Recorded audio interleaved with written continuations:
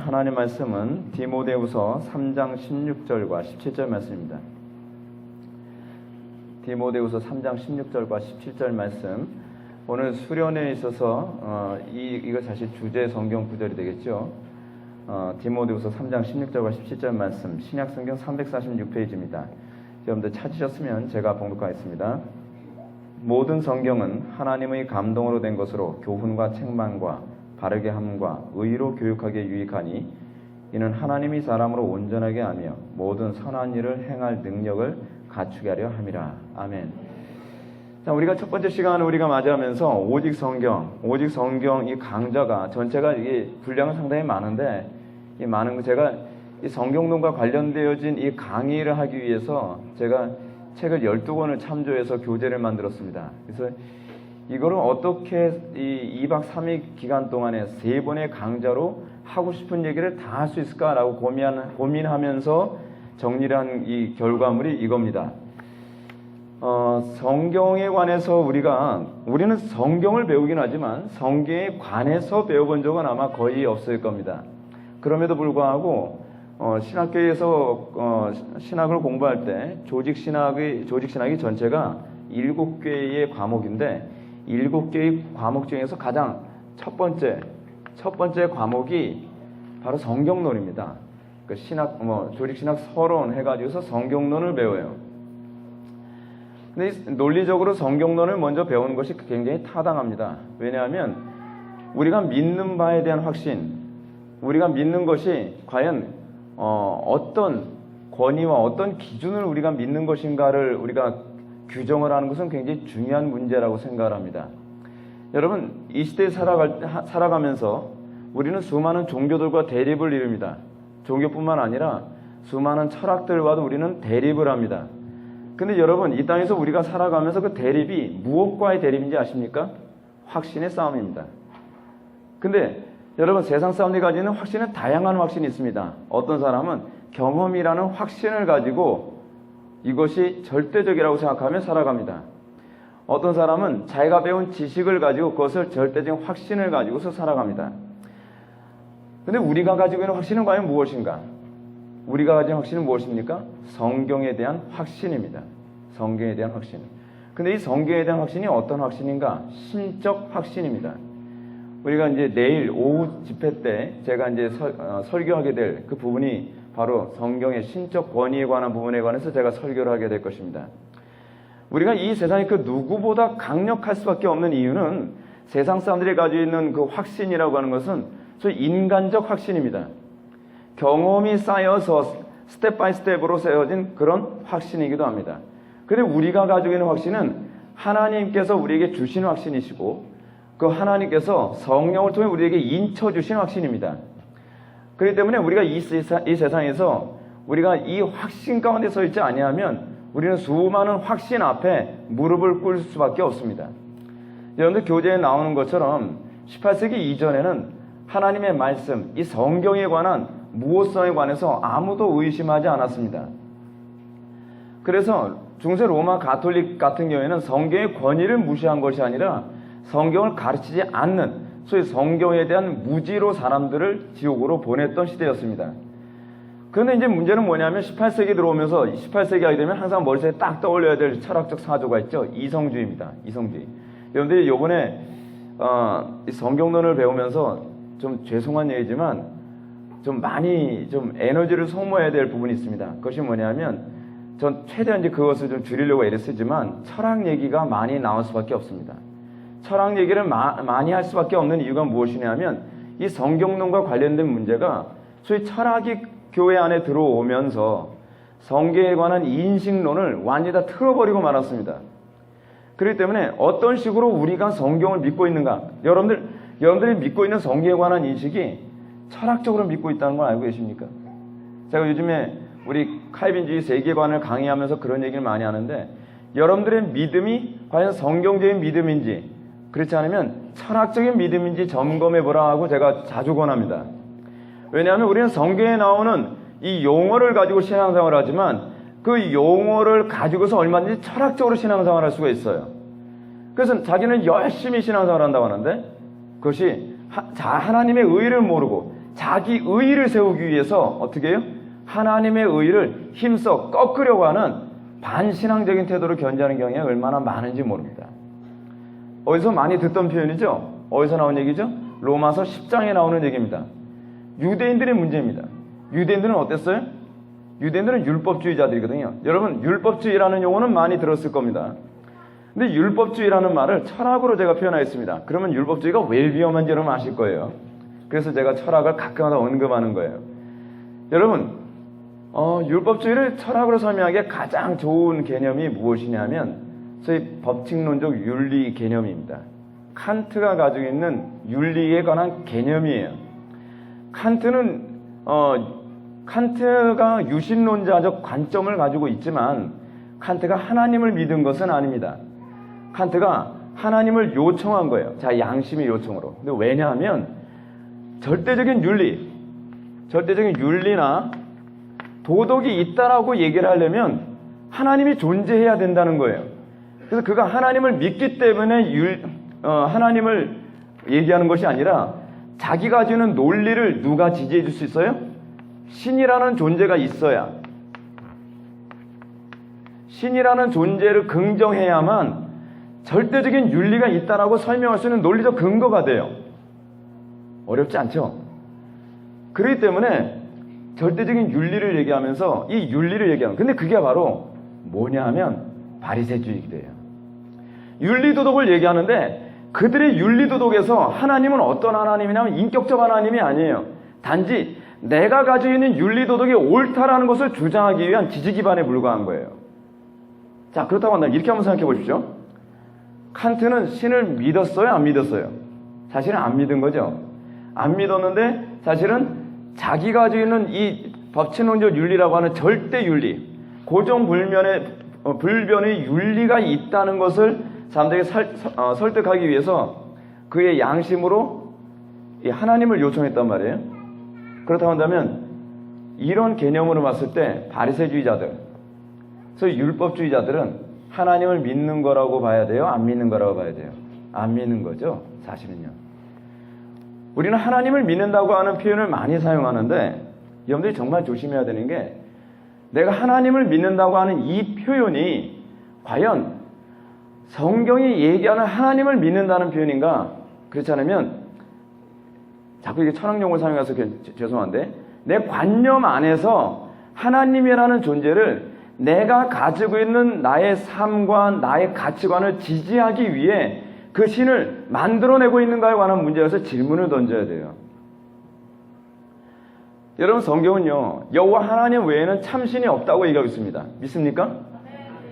근데 여호와 하나님만이 참신이고 다른 것은 다 허상이라고 얘기하는 그 표현 안에는 무엇이 있냐면 하나님을 하나님 되게 함, 성경이 얘기하는 하나님의 관점으로 하나님을 바라보지 않는다고 한다면 여러분들은 하나님을 믿고 있는 것이 아니라는 거예요. 하나님이라는 용어는 사용하지만 하나님이라고 하는 어떤 막연한 대상은 여러분들이 사용하고 있지만 그 대상이 사실은 실체가 없는 하나님일 수 있다는 얘기예요. 끔찍한 얘기 아닙니까? 제가 우리 성도들한테 농담처럼 이런 얘기합니다. 우리 하나님 열심히 믿었어요. 교회에 열심히 봉사했어요. 근데 성경에 나오는 하나님이 아니라 나의 관념 안에서 만들어낸 하나님인 거예요.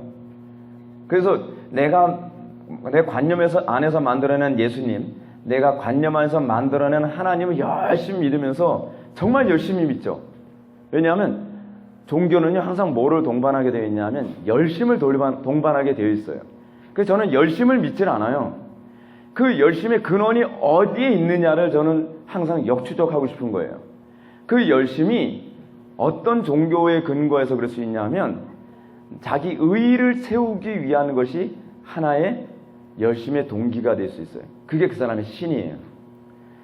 다른 사람에게 인정받고 싶어하는 그런 태도가 그의 종교가 될 수도 있어요.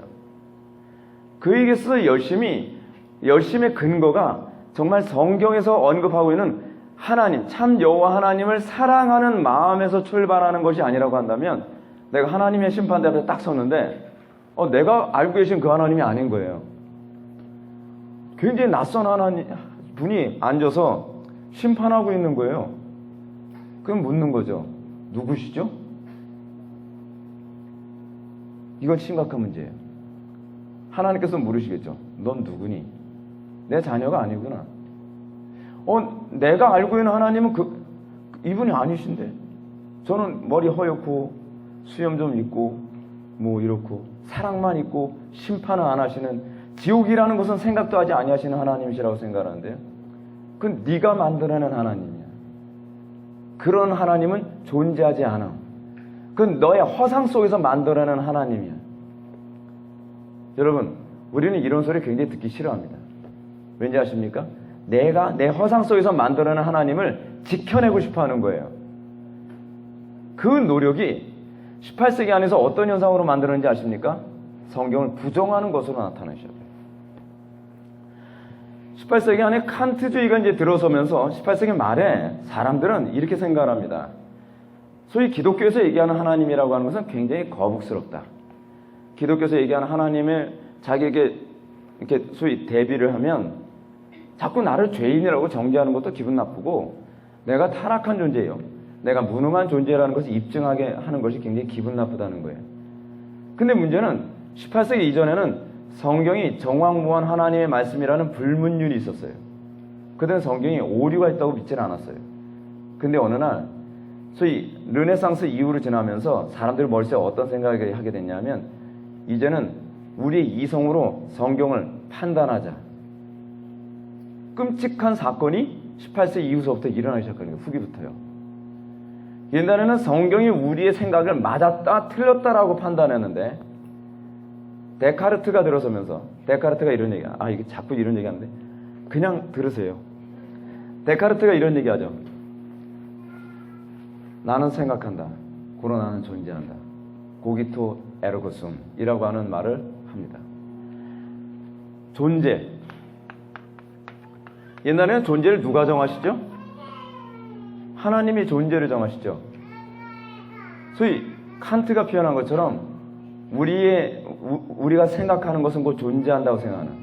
근데 이게 칸트의 사상이지만 이것을 성경에 딱 맞대어서 얘기하면 하나님이 생각하는 건 그대로 존재하는 거예요. 하나님 말씀하시면 존재하게 되죠. 하나님이 작정하신 건 다 존재하게 되죠. 근데 칸트를 비롯한 이성주의자들이, 특히 데카르트 같은 사람은 이성의 권위를 성경의 권위 위로 올려놨어요. 당신이 존재를 결정하지 않는다. 존재는 우리의 생각이 결정한다. 성경이 옳으냐 그르냐는 우리가 결정한다. 막 나가는 거죠. 막 나가는 거예요. 근데 왜 그걸 선택하죠, 사람들은요? 우리의 이성으로 봤을 때 성경은 거슬리거든요. 그렇기 때문에 성경의 오류, 무호성에 관한 공격이 18세기 이후로 계속 있게 됩니다. 그래서 1979년 시카고 선언을 통해서 성경의 무호성을 재천명했지만 성경 무호성에 대한 이 거대한 파도는 점점 전 세계를 덮고 맙니다. 우리는 소위 이성주의의 영향을 받아서요, 성경을 공격하는 것을 통쾌하다고 생각합니다. 제가 인터넷에 성경론과 관련된 설교를 한 부분을 보면 누군가가 댓글을 단 건 보면요, 그 유튜브에 아주 거슬리는 글을 막 이렇게 댓글을 쓰고 합니다. 사람은 이렇게 본성적으로요, 성경이 정황무한 하나님의 말씀이라고 하면 본성적으로 싫어요. 본성적으로요. 근데 중요한 것이 무엇이냐면, 자, 여러분들한테 이런 질문 던져보겠습니다. 여러분들 예수님 믿습니까? 근데 우리가 믿는 예수님은 어떤 예수님이죠? 이 얘기를 하기 시작하면 우리는 혼란스러워져요. 공통된 신앙 고백을 찾을 수가 없어요. 우리가 믿는 중요한 모든 내용은 성경이 제공을 합니다. 근데 성경이 오류가 있다고 생각해 보십시오. 그럼 여러분들은 그 믿음이 오류가 있는 믿음이 돼요. 여러분들의 믿음은 마치 무지개를 잡는 것과 같은 삶이 돼버리는 거예요. 마치 나는 열심히 뭘 믿는다고 하는데 실체가 없는 걸 믿고 있는 거예요. 성경이 정황무한 하나님의 말씀이라고 하는 믿음이 없다고 한다면 우리의 믿음은 한낱 공허한 무지개를 쫓아다니는 것밖에 되지 않습니다. 종교사기죠, 종교사기. 여러분, 성도들에게요, 신앙생활 하라고 합니다. 저도 청년 생활을 보내고 교회 생활을 오래 했어요. 제가 4대째 예수 믿고요. 전 모태신앙이거든요. 근데 저는 솔직히 신학교 들어가기 전까지 제가 뭘 믿는지 몰랐어요. 그 믿음의 내용을 가르치질 않았어요. 그냥 예수를 믿으면 되는데, 근데 그 예수님이 어떤 분인지 가르쳐 본 적이 없는 거예요. 그냥 예수님 믿으면 되나 보다. 근데 그 예수님이 어떤 예수님이죠? 그거에 대해서는 얘기해 주지 않는 거예요. 그래서 저는 어렸을 때 그렇게 생각했습니다. 헌금을 많이 하는 게 믿음이라고 생각했고, 봉사를 많이 하는 게 믿음이라고 생각했고, 기타 등등 그런 것이 믿음이라고 생각했어요. 근데 믿음은 뭐에 대한 믿음이죠? 하나님의 인격에 대한 믿음이에요. 하나님이라고 하는 특정한 대상에 대한 믿음이에요. 그래서 우리의 믿음은 사도신경이 잘 규정해 주죠. 하나님이 어떠하신 믿어요? 전능하신 믿어요. 그리고 그의 보내신 자 예수 그리스도를 믿어요. 그리고 또 뭘 믿어요? 성부와 성자가 보내신 성령님을 믿어요. 우리의 믿음의 대상은 바로 삼위일체 하나님이에요.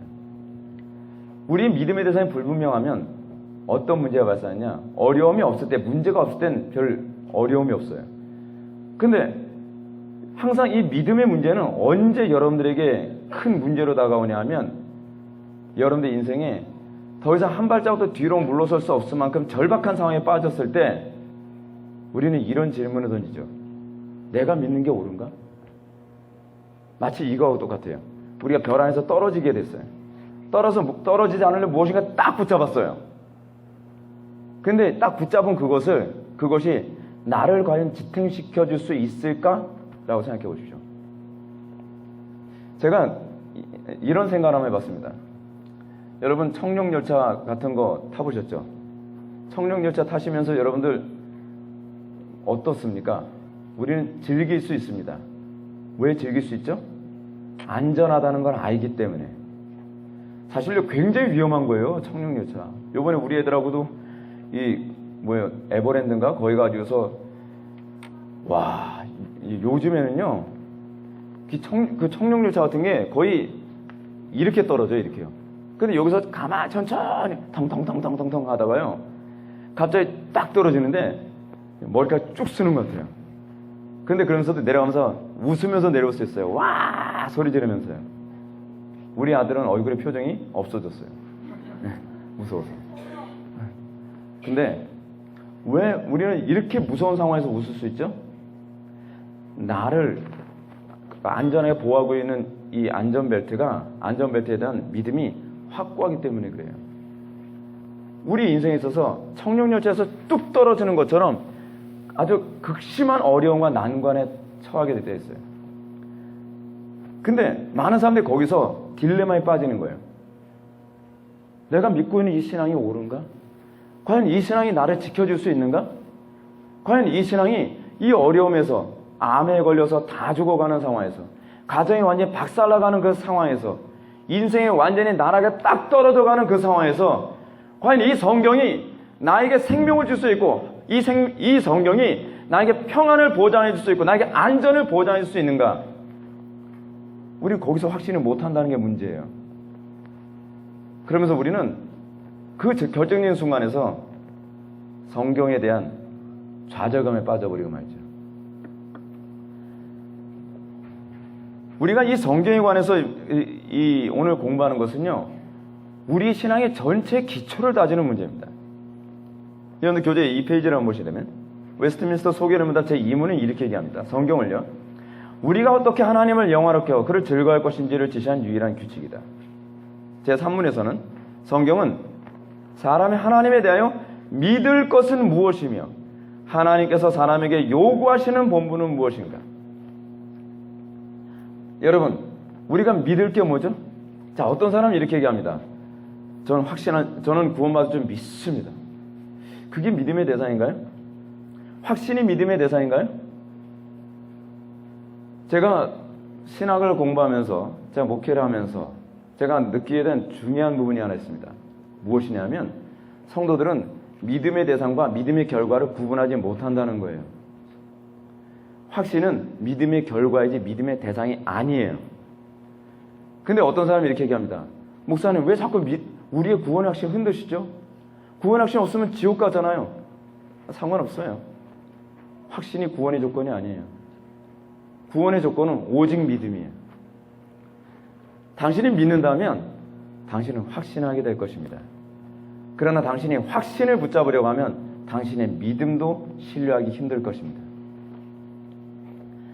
우리는 얼마나 내가 믿어야 될 것과 믿음의 결과를 얼마나 구분을 못하는지 모릅니다. 잠시 또 예를 들어볼까요? 주여, 제가 이번에 사업에 성공할 줄 믿습니다. 그 믿음의 대상인가요? 그건 믿음의 대상이 아니에요. 제가 말씀드리죠. 믿음의 대상은 하나님이시고, 그리고 믿음의 결과는 우리에게 나타나는 성화라든지 그런 것들이에요.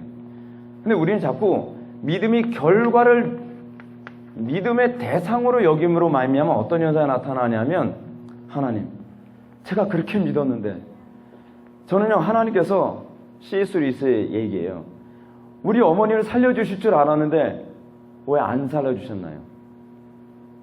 여러분, 뭐가 문제가 있죠? C.S. 루이스가 14살인가요? 그때 자기 어머니가 사경을 헤매고 있었어요. 그래서 C.S. 루이스는 하나님께 기도했습니다. 하나님, 당신이 살아계신다면 우리 어머니를 살려주십시오. 우리 어머니를 살려줄 줄 믿습니다. 근데 그건 믿음의 대상이 아니에요. 믿음의 대상은 하나님의 인격이에요. 하나님의 선하심이에요. 하나님의 전능하시고 하나님의 자비로우심이에요. 하나님께서 자비로우시고 선하시기 때문에 그 하나님께서 우리 어머니를 살리셔도 하나님은 찬송받으실 만하며, 우리 어머니가 죽게 하신다 할지라도 하나님 당신은 찬송받을 만하십니다. 근데 믿음이 가져다주는 결과에 초점을 맞추면, 제가 11절 이렇게 많이 했는데 왜 저는 사업에 실패했죠? 전 교회 못 다녔어요. C.S. 루이스도 그래서 교회에 발 끊었어요. 40대 중반 때까지인가요? 그때까지요. 그 사람은 믿음의 대상과 믿음의 결과 구분을 못했어요. 믿음의 결과를 믿음의 대상인 줄 알았어요. 그래서 그가 실족하게 된 거예요. 그게 실족이에요. 성경 우리에게 뭐라 얘기합니까? 하나님에 대한 믿을 것이 무엇인가를 우리에게 얘기해 줍니다. 성경에 무지하면 우리가 믿어야 될 것이 무엇인지를 알 수가 없습니다. 믿습니다는 아무리 외친다고 해서 믿음이 생기는 것은 아닙니다. 믿음은 들음에서 납니다. 들음에서 난다는 것은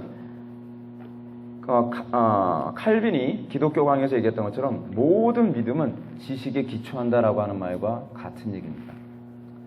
듣는다고 믿음이 생긴다는 얘기가 아니에요. 어떤 사람 자꾸 이렇게 생각하죠. 믿음은 들음에서 나니까 자꾸 들으면 믿음이 생긴다. 그 표현이 아니라 믿음은 성경의 지식을 근거로 해서 생긴다는 얘기예요. 이거 잘 구분하셔야 돼요. 그래서 여러분들이 설교를 아무리 듣는다고 해도 여러분들이 믿음이 생기는 건 아니에요. 그러나 여러분들의 믿음은 항상 성경이 가르치는 명제의 근거에서 믿음이 생긴다는 것은 분명히 기억하셔야만 합니다. 이제 우리가 오늘 이제 살펴볼 것이 이제 계시를 살펴보겠습니다. 오늘은 첫 번째 시간을 우리가 살펴볼 게 사실 계시거든요. 이 계시, 여러분 성경이 계시라는 거 아시죠? 근데 성경과 계시가 동의어가 아닙니다. 이 부분부터 우리가 잘 살펴봐야만 합니다. 그래서 이 부분 때문에 성경이 계신가 아니면 계시의 기록인가에 관한 이 문제 때문에 소위 발트주의와 우리 개혁주의가 또 갈라지게 돼요. 미묘한 차이지만 여러분들이 이걸 아셔야 돼요. 왜냐하면 교회 안에서 상당수 사람들이 성경이 계신가 계시의 기록인가 이 부분에 대한 심각한 혼란을 가지고 있어요. 자, 이제 잘 들어보십시오. 좀 헷갈릴 수 있습니다. 먼저 계시에 대해서 정의 한번 내려봅시다. 계시란 무엇인가? 계시는 하나님께서 인간에게 자신을 알리신 겁니다. 우리 스스로 하나님을 알 수가 없습니다. 수행을 한다고 하나님을 알 수 있는 게 아니에요. 돌을 닦는다고 하나님을 알 수 있는 것이 아닙니다. 인간은 스스로 하나님에 대해서 알 수 없으므로 하나님께서 먼저 당신 자신을 열어서 알려주셔야 돼요. 여러분, 하나님을 아는 문제는요, 연구의 대상이 아니에요. 제가 신앙생활에 관해서 한 가지 주의점 하나 알려 드릴까요? 우리는 하나님을 알기 위해서 자꾸 어떻게 하죠? 뭔가 자꾸 해부하려고 들죠. 하나님은 해부해서 알 수 있는 대상이 아니에요. 하나님은 인격과 인격의 만남을 통해서 알게 되는 거예요. 그걸 언약신학이라고 해요. 언약신학. 하나님을 자꾸 해부해서 알려고 하는 사람들은 나중에는 절망에 빠져버려요. 많은 걸 배웠는데 하나님에 관하여 about God이죠. 그렇죠? 하나님에 대해서 많이 배웠는데 믿음이 하나도 안 생겨요. 근데 하나님을 알고 나면 그 다음엔 하나님에 대한 지식이 같이 따라와요. 어디서 나오는 얘기죠? 예레미야서 31장 33절에 나오는 얘기예요. 이제는 그때는 너희로 하여금 하나님을 알라 하지 아니하리니. 그죠? 신약 교회에 있어서 하나님을 아는 방법은 우리가 하나님과 인격적인 만남을 통해서 하나님에 대해서 알게 되집니다. 자, 근데 그럼 먼저 우리가 계시가 두 가지로 주어집니다. 하나는 일반 계시와 특별 계시라는 게 주어집니다. 근데 여러분 이렇게 얘기하면 정말 신학교에서 가르친 건 또 따분한 공부를 또 시작하는구나 그렇게 생각하는데 그렇지 않아요. 제가 아주 중요한 아예 결론적으로 좀 말씀드릴게요. 이 개념을 알면 좋아요. 이게 말을 어렵게 만들어서 그래요. 근데 어렵게 만든 게 아니라 우리 신앙의 선배들의 신앙을 오류 없이 전하기 위해서 용어를 그렇게 만들어서 그래요. 그리고 설교자는 그거를 여러분들이 이해하기 좋게 풀어서 여러분한테 설명해 줘야 될 책임이 있어요. 일반 계시 어렵다. 그죠? 일반 계시 또 하나는 뭐가 있다고요? 특별 계시. 아주 특별한 계시죠? 자, 먼저 단어 한번 이렇게 계시는 뭐예요? 하나님이 당신을 열어서 알려주신 것이죠. 근데 일반적으로 보편적으로 하나님께서 알려주셨어요. 보편적으로 알려주셨다는 것은 특별한 누구에게만 가르쳐주신 것이 아니라 믿는 사람, 안 믿는 사람 모든 사람에게 하나님께서 당신 자신을 알려주신 거예요. 근데 이 특별한 것은 뭐가 특별하냐? 어째서 특별하냐? 예를 들어서 여러분 꿈 또는 환상 또는 그 영음, 하늘에서 개똥아 그런 거 있잖아요. 하늘에서 꽝꽝꽝 영음, 그처럼 기적, 뭐 기타 등등 이런 것이 이제 좀 특별한 계시죠. 특별하게 하나님께서 알려주시는 거예요. 특별하게 알려주시는데 어떻게 왜 알려주시냐고 하는 문제거든요. 이 특별 계시가 구원을 위해서는 특별 계시가 있어야 되거든요. 근데 이 특별한 계시가 있어야 되는 이유가 뭐냐면 일반 계시를 선명하게 해주기 위해서 그래요. 제가 이제 결론적으로 먼저 말씀드리고 이제 설명에 들어갈 거예요. 일반 계시는 뭐냐면 일반 계시를 두 개로 나눠요. 일반 계시는 여러분들 교재에 다 나오는 얘기인데 자연 계시와 도덕 계시라는 게 있어요. 자연 만물을 통해서 하나님께서 당신 자신을 열어서 알려주신 거예요. 마치 여러분 이 시계를 딱 보면 뭐가 느껴지죠? 이 시계를 만든 사람의 이 소위 예술적 감각을 느낄 수 있죠. 그래서 뭐 루비통이든 뭐 우리가 명품 시계나 뭐 명품 그런 거 많이 추구하잖아요. 왜 그렇죠? 그걸 누가 만들었느냐 때문에 그런 거거든요. 그 사람의 예술적 감각이라든지 그 사람이 가지고 있는 정확도, 탁월함, 그것 때문에 비싼 돈을 주고서 뭐 루비통인지 무슨 통인지 막 사잖아요. 사람들이 비싼 돈 주고서요. 근데 문제는 뭐냐면 하나님께서 이 땅의 모든 자연 만물을 당신의 속성과 지혜와 탁월함 그걸 다 드러내서 이걸 다 만드셨어요. 여러분들을 보면 하나님의 솜씨가 보이죠. 여러분들을 보면 하나님께서 얼마나 아름다움을 추구하시고 또 밖에 이렇게 꽃이라든지 자연 만물을 보면 하나님께서는 아름다움을 사랑하시며 하나님께서는 정교하시고 실수가 없으시며 모든 면에서 완벽하다는 것을 알 수 있죠. 거기서 하나님의 어떠하심이 다 이렇게 우리들에게 알려주는 거예요. 그래서 로마서 1장 19절 보면 하나님을 알 만한 것이 저희 속에 보임이라 라고 얘기하는 거예요. 그래서 여러분 이 자연 만물을 보면요 믿는 사람이든 안 믿는 사람이든 신의 존재에 대해서 부정을 못해요. 여러분 무신론자들은 신의 존재를 부정할 것 같습니까? 의도적 부정이에요. 그 사람들은요. 그래서 조직신학 같은 책을 보게 되면 궁극적인 무신론자는 존재하지 않는다고 얘기해요. 자기가 무신론자라고 하는 말을 규정을 했을 뿐이에요. 그러나 궁극적으로는 무신론자는 존재하지 않아요. 존재할 수가 없어요. 왜냐하면 우리가 눈을 뜨면서 하나님의 존재에 대해서 부정할 수 없는 것들을 온통 가득해요. 온통이요. 근데 우리는 애써 부정하려고 하죠. 근데 애써 부정하게 만드는데 중요한 역할을 하는 게 뭐냐면 여러분들이 어렸을 때서 배운 인본주의 교육이에요. 인본주의 교육은 신의 존재가 없다고 아주 논리정연하게 계속 가르치는 거예요. 그래서 요즘에는 아예 교과서는 뭘 가르치죠? 진화론을 가르치죠. 진화론을 통해서 신의 존재를 인정할 수 없도록 아이들한테 어렸을 때서 계속 세뇌시켜버린 거예요. 계속. 신은 없어. 신은 없어. 모든 건 우연의 산물이야. 우연의 산물이야. 근데 우연의 산물로 이렇게 똑같이 태어날 수 있나요? 여러분들이나 저나 우연의 산물이면 이 중에서 어떤 사람 눈이 3개인 사람도 나와야 되고 어떤 사람은 팔이 5개인 사람, 어떤 사람은 뭐 별합의 산, 우연에는 규칙이 없어요.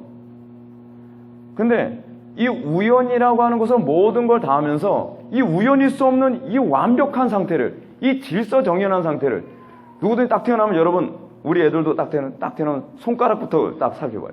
손가락 몇 개지? 우연히? 우리 아이는요, 우연히 손가락이 10개로 태어났어요. 대단한 우연이죠. 근데 여러분들도 우연히 손가락이 다 10개네요? 그럼 이건 우연이에요? 필연이에요? 필연이죠. 어떻게 이걸 우연이라고 얘기할 수 있어요? 근데 그렇게 그러면서 우리들에게 철학이라는 방법으로 눈을 다 가려놓는 거예요. 말도 안 되는 말로 모든 걸 신의 존재를 부정하게 만들기 위해서 우연이라는 단어로 사람들의 눈을 다 가려놓는 거예요.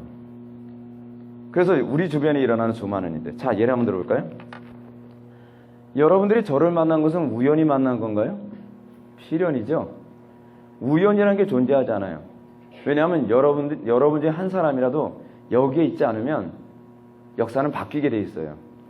역사는요, 도미노 현상 같거든요. 마치 나비 효과처럼 말이에요. 아주 미세한 하나의 변화가 전체를 다 바꿔놓는 거예요. 역사라고 하는 것은 굉장히 유기적이에요. 그래서 한 사람이 존재하고 존재하지 않고, 한 사람이 여기에 있고 없고, 어떤 사람이 우연히 어느 대학에 갔거나 어떤 사람이 우연히 우리 교회에 오는 그런 일은 존재하지 않아요. 근데 우리는 놀랍게도 길거리 하다가 저하고 성도님하고 딱 우연히 만났네요. 우연히 만난 걸까요? 아니죠. 아니라고 한다면, 자, 재미있는 인생입니다. 해석이 들어가요. 제가 말씀드리려고 하는 게 바로 이거예요. 왜 우연이라는 단어를 만들었냐? 그게 바로 소위 운명론적인 사고방식 때문에 그래요. 우리 인생은 해석이 필요 없다고 보는 거예요. 우리 인생은 하나님의 자기 계시가 아니라는 거예요.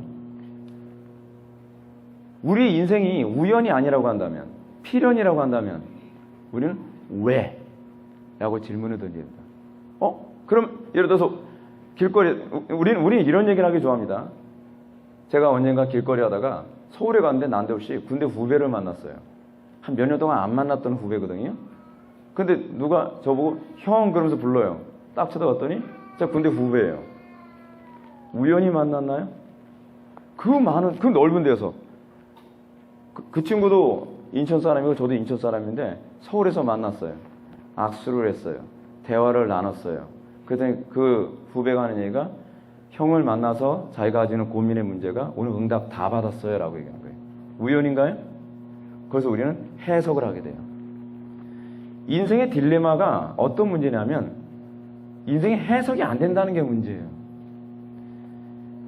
그래서 이 일반 계시라고 하는 하나님의 이 일반 계시 때문에 사람들은요, 어떤 현상이 나타나냐면 모든 걸 우연으로 치부하려고 아무리 했어도 우연으로 모든 것이 해석이 되지가 않는 거예요.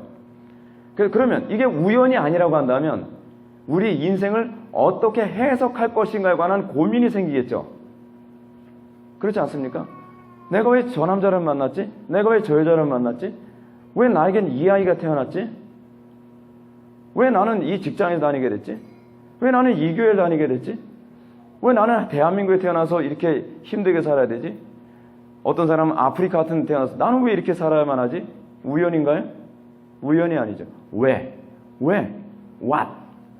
오늘 오예배 때 what에 관한 얘기를 하게 될 거예요. what. 그래서 우리는 본성적으로 우리 인생의 문제에 관해서 해석을 추구하게 돼 있어요. 여러분, 예수를 왜 믿죠? 여러분, 우린 인생을 살아가면서 아무런 해석도 없이 살아갑니까? 근데 아무리 인본주의 교육으로 모든 걸 우연이야 해도 사람들은 결국은 그렇게 받아들이질 않아요. 뭔가 자꾸 해석하려고 해요. 해석. 도대체 내 인생은 왜 존재하는 거지? 나는 뭔가? 저는 제가 중학교 때 그렇게 생각했거든요. 나는 존재하는가? 그런 생각했어요. 왜? 그럼 나는 왜 존재하는 거지? 무엇 때문에 존재하는 거지? 그냥 우연인가? 도대체 무엇 때문인가? 그러다 보니까 이 해석에 대해서 사람들이 고민하면서 뭐가 나오냐면 철학이라는 게 생기기 시작해요. 하나님을 알 만한 것을 보여줬더니, 문제는 하나님을 알 만한 것을 일반 계시를 통해서 보여줬더니요, 사람들이 이제 인생을 해석하려고 들어요. 근데 인생 해석의 정답이 뭐죠? 하나님이 이 모든 것을 주관하신다. 그게 정답이거든요. 특별 계시예요. 그게 특별 계시예요. 근데 사람들은 하나님이 인생을 주관하신다라고 하는 걸 부정해버리죠. 왜 부정을 하죠? 그게 인간의 타락이에요. 인간의 타락의 문제는 뭐냐면 정답을 빼고 해석을 하려고 해요. 정답이 뭐죠? 하나님이 나의 인생, 나를 존재하게 하셨고 하나님이 내 인생의 의미라는 거거든요. 특별 계시에 여러분 궁극적 핵심이 무엇이냐 아십니까? 예수 그리스도와 그의 사역에 관한 기록이에요. 구약과 신약은 전체가 다 예수 그리스도를 얘기하고 있거든요. 그 예수 그리스도를 통해서 우리의 인생이 그리스도와 연합된 삶이라고 하는 것. 우리의 인생이 하나님을 영화롭게 하는 삶이 우리의 인생의 전부라는 것을 성경 우리에게 해석을 해줘요. 근데 그 해석은 뭐에 대한 해석이죠? 여러분들의 인생에 대한 해석이에요. 일반 계시에 대한 해석이란 말이에요. 사람들은 고민해요. 하나님, 사실 여러분들은 신학적 고민은 별로 하고 싶어 하지 않죠. 여러분들의 궁극적 고민은 뭐냐면 하나님, 왜 제가 지금 이렇게 가난하게 살아야 되죠? 하나님 왜 나에게 이런 고난을 주시죠? 왜 하나님 나에게 이런 어려움을 주시죠? 제가 왜 성경에 대해서 관심을 갖게 된지 아십니까? 인생 사는 게 너무 고달퍼서였어요. 저는 인생 살면서요, 꼭 이렇게 살아야만 하는가? 왜 나는, 근데 제가 어렸을 때서부터 이런 생각을 했어요. 근데 뭔가 하나의 어떤 규칙이 있다는 걸 알게 됐어요. 내 마음대로 살아야지 않고 뭔가 어떤 방향으로 보이지 않는 어떤 힘이 나를 계속 구속하고 있고 간섭하고 있다는 것을 그냥 은연중에 느낄 수 있었어요. 그래서 내 마음대로 사라지지가 않아요. 난 이쪽으로 도망가고 싶은데 이쪽으로 딱 막아버리는 거예요. 난 저쪽으로 도망가고 싶은데 저쪽으로 딱 막아버리는 거예요. 뭐지? 도대체 내 인생은 뭐지? 어떻게 이해를 해야 되지? 해석을, 본능적으로 자꾸 해석을 추구하게 되는 거예요. 그래서 저도 철학에 그래서 관심이 많았어요. 중학교 때부터. 맨날 키케로 같은 사람 글을 딱 써놓고, 그래, 저렇게 살아야 돼, 그래서. 근데 이걸 잊어먹지 않으려고요. 그때 그 열심히 가지고 신학을 공부했으면 진짜 열심히 공부했을 텐데, 천장에다 써붙였어요. 천장에다. 딱. 왜냐면 누워서도 보여야 되니까. 그래서 그래. 어디 보지? 근데 그게 제 인생의 해석이 잘 안 되더라고요. 근데 재미있는 게 뭐냐면요. 철학이 여러분의 인생에 부분적으로 해석이 된다는 거 아십니까? 그래서 여러분, 결국 철학 얘기만 자꾸 하게 되네요. 근데 어쩔 수 없어요. 이것을 우리가 구분해서 얘기하기는 힘든 부분이기 때문에 그래요. 제가 이번에도 우리 칼빈주의 세계관을 강의할 때 그런 말씀 드렸지만, 일과 다의 문제.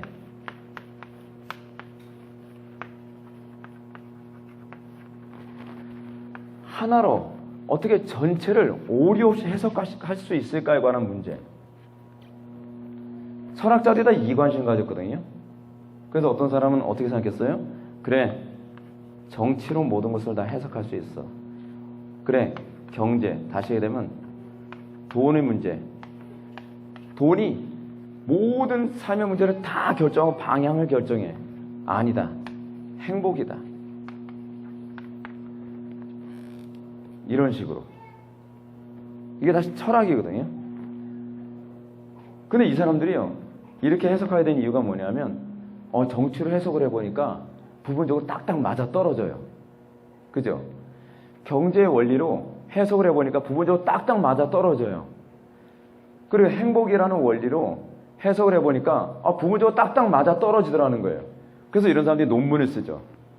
이런 사람들이 하나의 체계를 잡죠.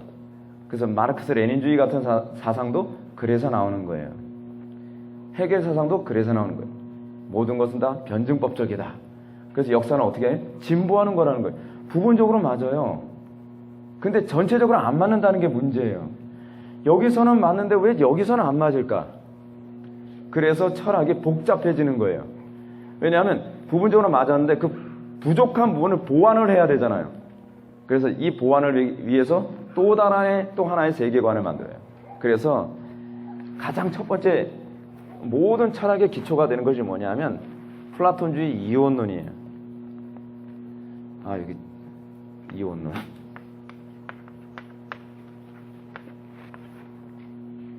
근데 여기서 이게 해석이 안 되니까 계속 갈라지면서 뭐 현상학이 나오고, 뭐 실존주의가 나오고, 무슨 뭐 아리스토텔레스주의가 나오고, 그리고 뭐가 나오고, 뭐 계속 새로운 철학이 계속 갈라잖아요. 하나로 전체가 해석이 안 되는 거예요. 그래서 저도요, 키케로의 글을 딱 보면, 명언이다. 그러면서 마음에 딱 새기고 살아봤는데, 또 공자에 한동안 또 관심을 갖게 되면, 그래, 저거야. 모든 건 다 예지. 예.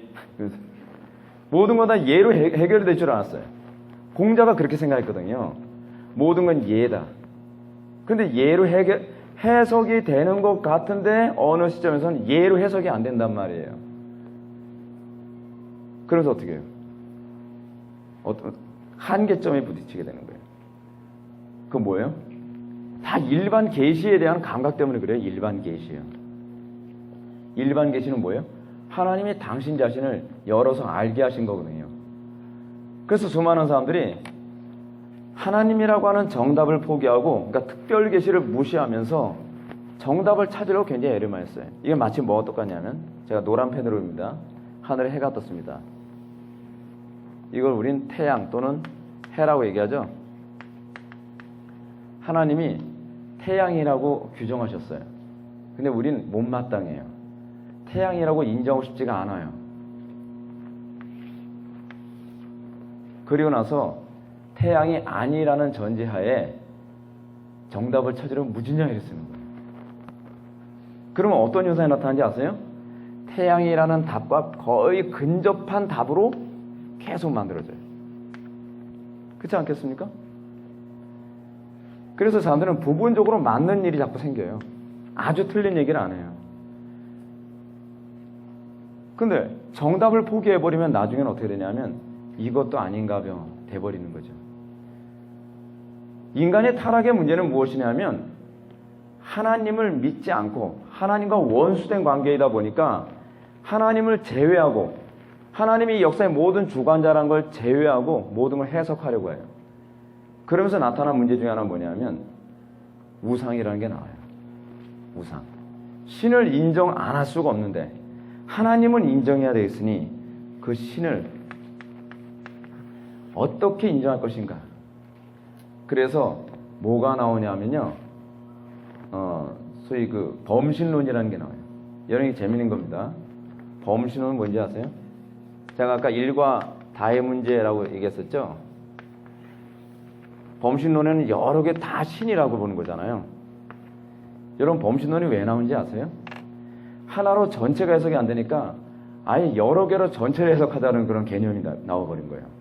그죠? 얼마나 속 시원해요. 기가 막힌 발상이죠. 하나로 전체가 해석이 안 되면 전체로 전체를 해석하자. 그래서 이거는 풍요로 해석을 해야 되고 이거는 쾌락으로 해석을 해야 되고 이거는 뭐로 해석해야 되고 전체로 전체를 해석하자는 거예요. 근데 문제가 뭐냐면요. 전체로 전체를 해석하게 되면 일관성이라는 게 또 없어져 버려요. 왜 여기선 이렇게 해석하고 저기선 저거로 해석하냐는 게 돼버리는 거죠. 그래서 또 사람들은 범신론에서 절망해버리고 말아요. 그래서 우리는 어디서 비로소 안식을 얻게 돼요? 정답을 찾을 때. 간단하잖아요. 태양 그러면 되는데. 하나님이 정답을 말씀하셨잖아요. 성경이 우리에게 정답을 얘기해 놨잖아요. 그래서 우리 삶 속에 나타나는 모든 문제의 정답을 성경이 이거야 라고 딱 정답을 만들어 놨습니다. 그래서 여러분들 교재를 이제 다 보시게 되면 이제 한번 읽어보세요. 한번 쭉 읽어보시면 여러분들 이제 좀 이해가 되실 건데, 여러분들 한번 보실까요? 4페이지를 한번 넘어가시기 바랍니다. 천주교와 칼 바르트의 계시관, 요건 제가 좀 설명을 해드릴게요. 왜냐하면 이거는요, 제가 설명 안 해드리면 죽었다 깨어나도 무슨 말인지 이해가 안 돼요. 천주교의 천주교는 계시를 어떻게 보냐면요, 우리는 계시를 뭐라 했죠? 자, 요거 잘 비교해 보세요. 우리는 계시를 뭐로 보죠? 하나님께서 자신을 알리심. 근데 천주교나 칼 바르트는 계시를 어떻게 이해하냐면요, 천주교나 칼 바르트예요. 거기는 계시를 어떻게 보냐면 하나님의 자기 통보라고 해요. 이거 무슨 말이죠? 하나님의 자기 통보라는, 존재의 통보라는 얘기는요, 이렇게 여러분들 각주 10번 한번 보시기 바랍니다. 존재의 통보란 말은 인간이 하나님의 형상을 부여받은 그 한도 내에서 교통이 아니라 신성적 교류와 교통이 가능하다고 보는 것이다. 일종의 삼위 하나님만 이룰 수 있는 교통에 인간이 참여할 수 있다는 말로 해석된다. 그래서 칼 라너라고 하는 천주교 신학자가 있습니다. 칼 라너는 이렇게 얘기를 해요. 여러분들 교재 천주교 칼 바르트의 계시관에 위에서 세 번째 줄 보면 이 존재의 통보로 인하여 인간이 구원 과정의 종국의 신화에 이른다고 주장했다. 이게 무슨 말입니까? 그러니까 여러분, 천주교에서나 칼 바르트가 얘기하는 계시는 신이, 하나님께서 우리를 하나님으로 만들어주기 위해 주어진 거라고 하는 거예요. 그래서 우리 기독교와 천주교가 사용하는 단어가 달라요. 우리는 그리스도와 연합이라는 표현을 쓰죠. 연합이라는 교리는 뭘 의미하냐면 우리가 예수를 믿을 때 예수 그리스도의 인성과 연합하여 그리스도의 거룩함에 참여한다는 얘기예요. 우리가 신이 된다는 얘기가 아니에요.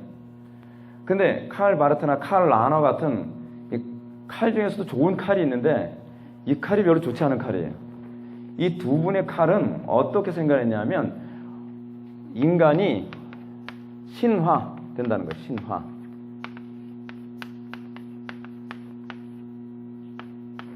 신화 된다는 거예요. 신화. 우리가 하나님화 된다는 거예요. 그래서 천주교나 칼 바르트 개념에서는 구원을 뭐로 보냐면 그리스도와 연합하여 하나님과 화해된 관계로 보는 것이 아니라 우리가 신이 돼가는 개념이에요.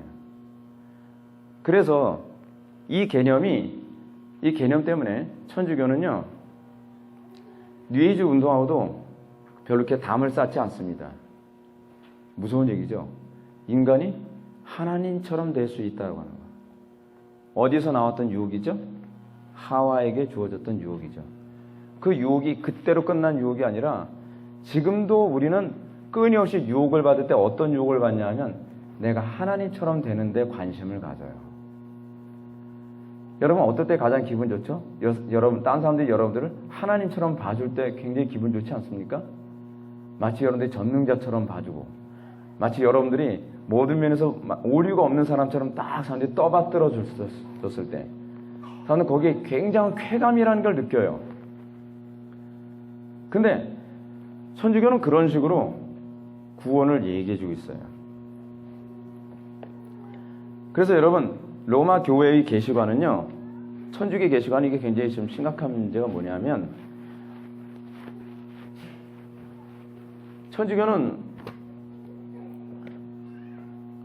신학적 덕목과 도덕적 덕목을 구분해요. 무슨 얘기냐면 하나님을 아는 것은 신앙으로 알아요.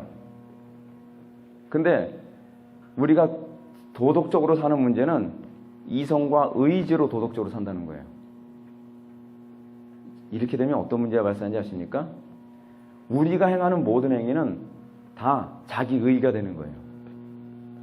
내 이성과 내 의지로 내가 도덕적인 행동을 했는데 내가 왜 하나님께 감사해야 되죠? 내가 왜 하나님께 영광을 돌려야 되죠? 이건 내 상급이고 이것은 나의 영광인데요. 그래서 구원은 어떻게 받아요? 신앙으로 받아요. 그러나 성화는 은혜가 아니에요. 성화는 의지와 이성으로 성화되는 거예요. 왜 그렇죠? 왜 이런 현상이 나타나죠? 계시관 때문에 그래요. 계시관 때문에. 성경을 어떻게 이해하냐에 따라서요, 똑같은 성경을 가져도 완전히 다르게 해석을 한단 말이에요. 여러분 어떻습니까? 우리는 은연중에 그런 식으로 이해를 많이 해요. 믿음은 어떻게 해요? 은혜를 받고 거룩하게 사는 건 어떻게 해요? 의지로 산다고 생각해요. 그럼 성경 위대가 어떻게 가르치죠? 은혜를 받으면 은혜의 받음이 뭐로 나타나요? 도덕으로 나타나요. 도덕은 은혜의 결과이지 은혜와 단절된 그 무엇이 아니에요. 그래서 여러분들이 왜 도덕성이 나타나지 않는가? 전 믿음은 좋은데, 저 사람은 믿음은 좋은데 도덕성이 안 돼. 그게 우리 기독교에서 성립이 돼야 안 돼요? 안 돼요. 믿음이 안 좋은 거예요. 하나님의 은혜가 없어서 그래요. 은혜가 부어지면 자동적으로 우리의 마음이 도덕에 대한 열망과 사랑으로 가요.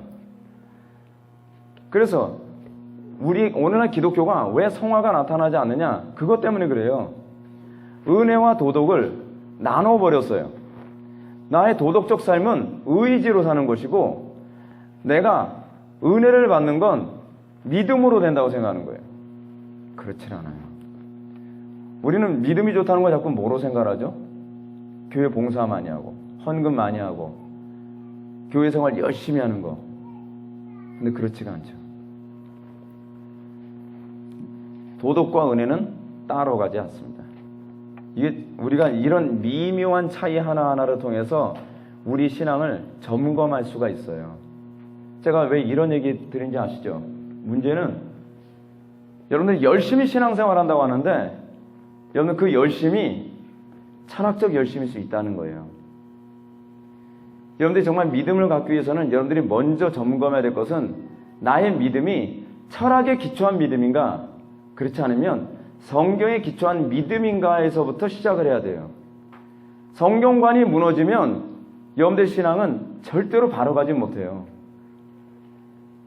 우리는 자꾸 얼마나 열심히 있느냐에 자꾸 관심을 갖지 않습니까?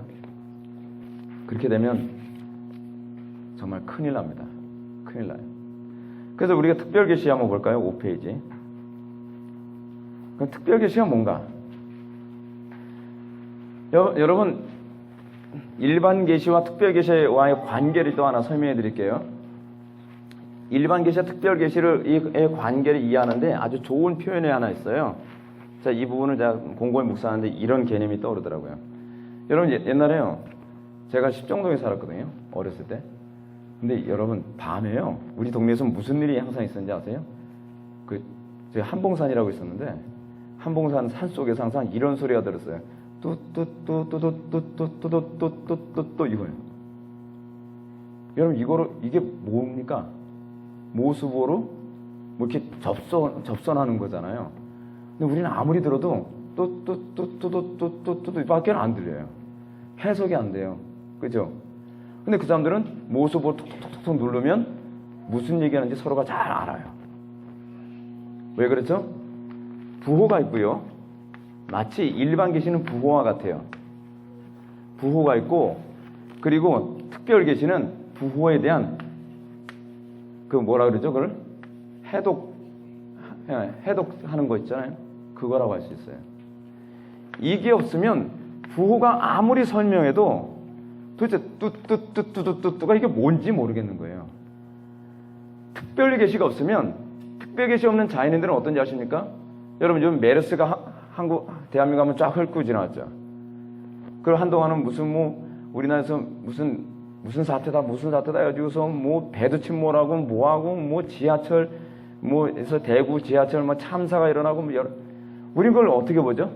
사람들이 이렇게 우연히 어떤 못된 놈이 이렇게 했다. 저런 못된 놈이 다 있나. 그 못된 놈 때문에 배가 침몰했고, 이런 못된 놈 때문에 지하철 대참사가 일어났고, 이런 못된 놈 때문에 옛날에 성수대교가 붕괴했다. 이건 뭐만 보는 거죠? 모수부호만 보는 거예요. 모수부호만. 근데 특별 계시라고 하는 성경을 보면 이건 어떤 못된 놈의 문제가 아닌 거예요. 하나님께서 소위 여러분 신명기에 보게 되면은 신명기 27장, 28장에 보면 뭐가 나오죠? 축복과 저주의 언약이 나오죠. 축복과 저주의 언약 그대로 일어나고 있는 거예요. 그래서 여러분 성경은 뭐로 기록되어 있냐면 율법이라고 하는 법도 기록되어 있지만 한편으로는 완전 역사의 기록도 있어요. 그래서 옛날에 송재근 교수는 구약을 어떻게 이해해야 되는가라고 했을 때 모세 오경을 통해서 구약에 나타난 역사서를 해석해야 된다라고 해요. 무슨 얘기냐면 구약의 모세 오경에서 축복과 저주의 언약을 하나의 명제로 나열을 했잖아요. 근데 역사서, 예를 들어 열왕기서나 역대기서나 사사기 뭐 그런 데 보게 되면 역사 안에서 막 부모가 자녀의 살을 먹는 장면도 막 나오고, 이스라엘 백성이 전쟁터에 나와서 막 패배하는 장면도 나오고, 승리하는 장면도 나오고, 어떤 사람 막 축복받기도 하고, 뭐 다윗의 시대는 막 중흥기를 막 누리기도 하고. 우연인가요? 우연이 아니다라는 걸 알려주는 거예요. 그래서 항상 그 기록에 선지자들은 뭐라 하냐면 거기다가 설명을 붙여요. 이는 여호와께서 하심이라. 기가 막힌 해석이죠. 우리는 여호와께서 하심이라고 봐요, 안 봐요? 그렇게 안 보죠. 구약 성경이 우리들에게 그런 차원에서 우리 일상에서 나타나는 소위 우연처럼 보여지고, 그냥 그럴 수도 있지. 뭐 역사 안에서 이런 일도 벌어질 수 있고 저런 일도 벌어질 수 있고, 뭐 쿠데타도 일어날 수 있고, 뭐 쿠데타 일어날 수 있는 거 아닙니까?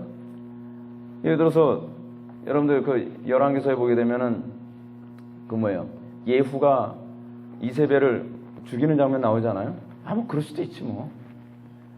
그래서 예후를 성벽에서 내던져 가지고 떨어서 뭐 피가 터지고 죽고, 그러니까 개들이 와서 머리만 남겨놓고 다 먹어버렸다 하잖아요. 우연이 아니라는 거예요. 이는, 그래서 선지자 항상 덧붙이죠. 여호와께로서 말미암으니라. 우연이 아니에요. 다 여호와께로부터 나온 거라는 거예요. 이렇게 역사 안에서 어떻게 모세의 오경이, 성경에 나오는 이 주의 계명이 어떻게 역사 안에서 정확하게 성취되고 있느냐를 후대에게 가르쳐줌으로 말미암아 이 세상이 우연히 움직여지는 세상이 아니라 하나님께서 작정하시고 하나님께서 규칙을 세우시고 하나님께서 정하신 방식대로 모든 것이 이루어지고 있다는 것을 역사를 통해서 설명해 주고 있는 거예요. 자, 칸트 같은 사람이 한 말을 잠깐만 들어볼까요? 칸트는 이렇게 생각을 했어요. 세상이 무질서하다고 생각을 했습니다. 칸트는 세상이 비합리적이고 무질서하다는 거예요. 예를 들어서 왜 비합리하고 무질서하다고 생각을 했냐면, 아니 전쟁은 왜 생기는 거야 갑자기? 그 총알을 쏘면 무질서하게 죽죠. 여러분 총알 쏘는데 누가 질서적으로 들어가면 총알 쏘면 죽습니까? 신기하게 줄 서서 가도 다 똑같이 죽질 않아요. 칸트 같은 사람이 봤을 때는요, 세상은 굉장히 무질서하다고 봐요. 질서가 없다. 그리고 세상은 비합리적이다. 어떤 사람은 같이 비행기에서 떨어졌는데 한 비행기에서 떨어졌으면 여러분 규칙적으로 어떻게 해야 돼요? 다 죽어야 되잖아요. 근데 누구는 살아남아요. 누구는 죽어요. 왜 그런 일이 생기죠? 그래서 칸트가 이렇게 얘기합니다. 세상은 인간의 이성으로 체계적으로 설명한 만큼만 합리적이 된다. 무슨 얘기냐면 세상에 대해서 질서를 그러니까 인간 스스로가 특별기시 역할을 해야 된다는 거예요. 이 문제는 우리가 해석하고 우리가 질서를 잡는다고 보는 거예요. 굉장히 교만한 거죠. 굉장히 교만한 거예요. 그래서 여러분 사르트르 같은 사람은요, 구토라는 책을 썼죠. 왜 구토라는 책을 썼죠? 인간의 인생을 보니까 모든 게 구역질 날 정도로 무질서하고 허무하더라는 거예요. 여러분 사르트르는 실존주의 철학자거든요. 실존주의라는 게 뭐냐면, 제가 복잡하게 설명 안 하면 간단하게 설명해 드릴게요. 이것이 하나님의 말씀이냐 아니냐를 규정하는 건 내가 규정한다는 거예요. 그게 실존주의예요. 성경을 읽다가 이것이다라고 딱 붙잡히면 하나님 말씀이 아니었던 게 하나님 말씀이 되는 거예요. 모든 것이 주관적으로 신적 권위를 내가 부여해요. 신적 권위를요. 내가 모든 해석의 주체가 되는데 그러면 모든 게 편하지 않습니까? 인생을 내 중심으로 다 해석을 해요. 내 중심으로 저거는 무엇이 문제야? 무엇이 문제야? 각 사람에게 나타나는 모든 문제에서 친구들과의 문제 또는 가족들과의 문제 모든 문제를 성경을 근거로 해서 해석을 하는 것이 아니라 내가 가지고 있는 내 직관을 가지고 다 해석을 해요. 그렇게 되면 여러분 인생에 의미가 있을 것 같죠. 근데 사르트르 같은 실존주의자들은요 나중에 해석이 맨 끝자락에 딱 부딪히게 됐을 때 자살을 선택해요. 그 해밍웨이 같은 사람이 나오는 거예요. 자살했잖아요. 오늘날 교인들이 왜 자살한 사람들이 많이 생긴지 아세요? 성경을 성경되게 해석하지 않고 성경을 자기 주관적으로 해석을 하는 거예요. 여러분 큐티 너무 좋지 않습니까? 어느 날 성경을 읽는데 목사님 제가 이번에 수도권으로 그 직장을 옮겨야 될지 지방으로 직장을 옮겨야 될지 고민이에요. 그랬더니 어떤 목사님이 잠깐만요 묵상 좀 하고요. 그래서 그 다음날 딱 묵상해서 한 얘기가 글쎄 제가 사도행전을 읽었는데 사도들이 예루살렘으로 가더라고 보이는 거예요. 예루살렘은 어디죠? 수도권으로 가십시오. 기가 막힌 적입니다. 네. 오 그렇군요. 근데 그분이 제가 잘못 적용했습니다. 나중에 인정했어요. 근데 문제는 이게 실존주의적 해석 방법이거든요. 여러분도 그렇게 많이 하지 않습니까? 옛날에 어떤 분이 있어요. 목사님 저 고민 있습니다. 뭔데요? 이런 문제 때문에 고민합니다. 남편과의 관계. 자 그냥 봅시다. 내 길로 가라. 성경에 나오는 눈에 딱 보이는 대로 해석을 하는 거예요. 어느 날 자기 감정에 딱 맞는 성경 구절을 보면 이야 하나님께서 나에게 말씀하셨다는 거예요. 저는 그래서 성경 구절 가지고 하나님께서 말씀하셨다라는 얘기하게 되면 약간 좀 의심부터요. 앞뒤 문맥은 그거하고 아무 상관이 없거든요. 그 본문을 기록할 당시 그 본문이 얘기하고자 하는 의도하고는 아무 상관이 없어요. 성경은 일단 쪼개고 보는 거예요. 딱 스테반이 은혜와 권능이 충만하여 지금 은혜와 권능이 충만하려고 그런 것 같습니다. 그럼 얼마나 막 산죠. 그럼 그것은 꼭 형광펜으로 되어 있어요. 근데 문제가 뭐냐면 이렇게 해서 해석이 되는 것처럼 보이죠. 근데 해석이 된 거예요? 안 된 거예요? 점치듯이 된 거예요. 점치듯이. 근데 정말 인생이 정말 정확한 해답을 추구하려 했을 때 이게 다 공허하다는 걸 알게 돼요. 여러분 우리 기독교인 중에서 요즘에 유명한 연예인들 자살한 사람들 많습니다. 근데 성경은 아무리 쪼개도 위로가 되질 않아요. 문제가 뭐냐면 성령께서 역사를 안 하신다는 게 문제예요. 여러분 성령께서는 어떤 때 역사하시죠? 성경이 말하고자 하는 의도에 정확하게 딱 맞는 대로 순종할 때라면 성령께서 역사하시는 거예요. 여러분 성령님은 진리의 영이시죠? 여러분 사단도 예수님 미혹할 때 뭐로 미혹했죠? 성경 말씀 가지고. 성경 말씀 가지고서 여러분들 나는 이럴 줄 믿습니다. 주님 성경에 보니까요. 내 시작은 미약하였으나 네 나중은 심히 창대하리라고 하셨는데 그러면서 이제 사업을 하는 거예요. 사업을 하면서 뭐 술도 팔고 뭐 도색 잡지도 팔고 뭐 하면서 주여 제 시작은 미약하지만 나중엔 창대할 줄 믿습니다. 그 믿을 수 있는 얘기예요, 그게? 많은 사람이 거기서 실족해요. 그래서 마치 부족처럼 들어간 입구에 제가 실제로 봤어요. 어떤 그 간판대, 전철 간판대 딱 봤는데 간판대 앞에 뭘 해냐면 온갖 도색 잡지를 쫙 해놨어요.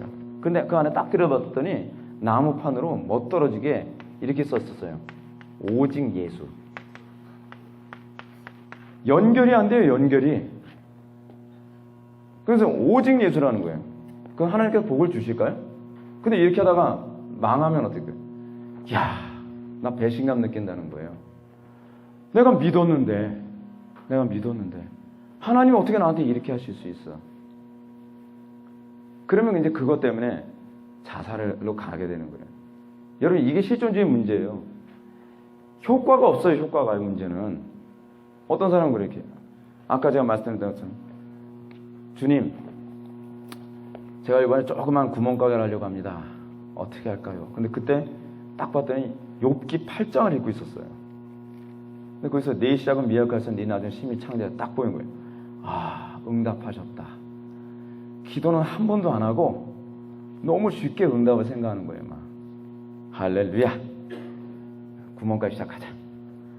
파리만 날려요. 맨날 파리 쫓고 있어요. 하나님 원망. 하나님 어찌 된 거예요?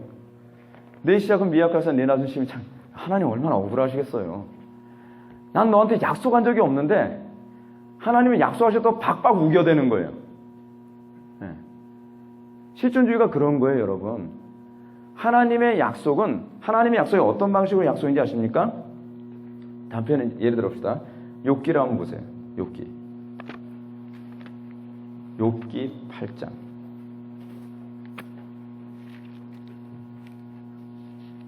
욥기 8장 맞나요? 내 시작은 미약했으나 그게 욥기 제가 기억력이 별로 안 좋아서요. 지나고 나면 금방 까먹어요. 또 8장 7절 맞죠? 네. 여러분, 이 부분을 잘 보시면 하나님께서 어떤 식으로 우리들에게 약속하시나 보십시오. 이게 성경관하고 너무 중요한 부분이에요. 실존주의는요, 한 구절만을 가지고 응답했다고 얘기하는데 우리 개혁주의는 그렇게 보지 않고 문맥 안에서 하나님의 언약의 그 내용을 봐요. 언약의 내용을. 먼저 전제를 볼 거예요. 5절 봅시다. 내가 만일 하나님을 찾으며 전능하신 이에게 간구하고 또 청결하고 정직하면 반드시 너를 돌보시고 내 의로운 처소를 평안하게 하실 것이라. 이프절이에요. 이프절 완전히. 그렇죠? 만약에 이렇게 하면 전제가 있어요. 전제. 그래서 기독교 신앙은 뭐라고 하냐면요, 전제주의라고 그래요. 전제주의. 너희가 만일 하나님을 찾으며 전능하신 이에게 간구하고, 뭐 해야 돼요? 찾고 간구해야 돼요. 근데 뭘 찾죠? 하나님의 뜻을 찾는 거예요. 그리고 뭐예요? 하나님께 간절히 간구해야 되는 거예요. 또 청결해야 돼요. 그리고 어떻게 해요? 정직하면 반드시 너를 돌보시고 내 의로운 처소를 평안하게 하실 것이라. 그러면서 나오는 구절이 뭐예요? 내 시작은 미약할으나 내 나중은 심히 창대하리라. 술 팔면서 이렇게 하면 돼요? 무슨 룸사롱 운영하면서 이 구절, 우리 룸사롱 될 거야. 되겠습니까? 안 되죠, 안 돼. 근데 이렇게 하다 룸사롱이 망했어요. 어느 날 경찰들이 들이닥쳐가지고 막 체포해가지고 뭐 난리도 안 났어요. 하나님 원망하는 거죠. 나 성경 못 믿겠다. 근데 문제는 성경의 권위가 그래서 무너져요. 성경 못 믿겠다는 거예요. 나는 성경 말씀대로 했는데, 성경에 틀림없이 약속을 했는데, 이거는 다 인간이 쓴 사기꾼 같은 글이라는 거예요. 성경이 얘기했으면 처음 시작은 미약하지만 창대해야 되는 거 아니냐는 거예요. 그래서 우리가 좀 이따 이제 성경의 권위에 관한 얘기를 내일 말씀드리겠지만, 성경의 권위가 왜 떨어졌는지 아십니까? 설교자들 때문에 떨어진 거예요. 성경을 성경되게 하나님의 언약을 정확하게 적용해서 하나님의 언약이 이러이러하니 여러분들이 많이 이렇게 살면 하나님께서 이렇게 주실 겁니다 라고 해야 되는데, 요거 싹 빼고 할렐루야 여러분 앞뒤 필요 없습니다. 하나님 여러분들이 시작은 미약하지만 심히 창대할 줄 믿습니다 그러면요, 아멘 안 하는 사람이 없어요. 아멘이 목이 터지도록 해요. 근데 만일부터 시작하면요, 믿습니까 그럼? 믿습니까 그럼? 아멘. 노멘이라는 얘기죠. 노멘. 왜냐하면 자기는 손해 안 보겠다는 거예요. 그냥 십자가 안 지겠다는 거예요. 자기 부인 안 하겠다는 거예요. 마치 신앙이라는 것은 무엇이냐면요, 죽으면 살리라예요. 죽어야 부활할 게 아니에요. 근데 우리는 항상 이 토마스 아켄피스가 얘기했던 것처럼 우리는 고난받지도 않으려고 하면서 그리스도의 영광에 참여하려 한다. 우리는 십자가의 죽음에 참여하려 하지 않고 십자가의 부활에만 참여하려 한다. 우리는 그리스도의 고난에 참여하려 하지 않고 우리는 그리스도의 영광에만 참여하려 한다. 그렇게 가능한가요? 노력, 공부 하나도 안 하고 예를 들어서 자기가 정말 공부를 하나도 안 했어요. 그러면서 얘기하는 게 저 요번에 틀림없이 서울대 갈 줄 믿습니다. 그게 믿음인가요? 사기지. 신학생들 중에 그런 신학생이 있었다니까요. 실제로요. 공부 하나도 안 하면서 밤새도록 차려. 주여, 내일 시험 잘 보게 좀 믿습니다. 당신은 전능하시오니 내일 시험 잘 보게 좀 믿습니다. 근데 시험을 딱 봤는데 모르는 문제만 잔뜩 나온 거예요. 그래서 하나님은 아십니다. 거기 답을 쓰는 거예요. 그랬더니 교수님이 얼마나 황당하셨어요. 교수님이 채점을 매기셨어요. 하나님은 100점, 너는 빵점. 정답이죠, 정답. 그게 믿음이 아니에요. 믿음은 전제에 입각한 순종을 전제해요. 순종하면 그 다음에 이걸 주겠다. 요행이 믿음이 아니에요.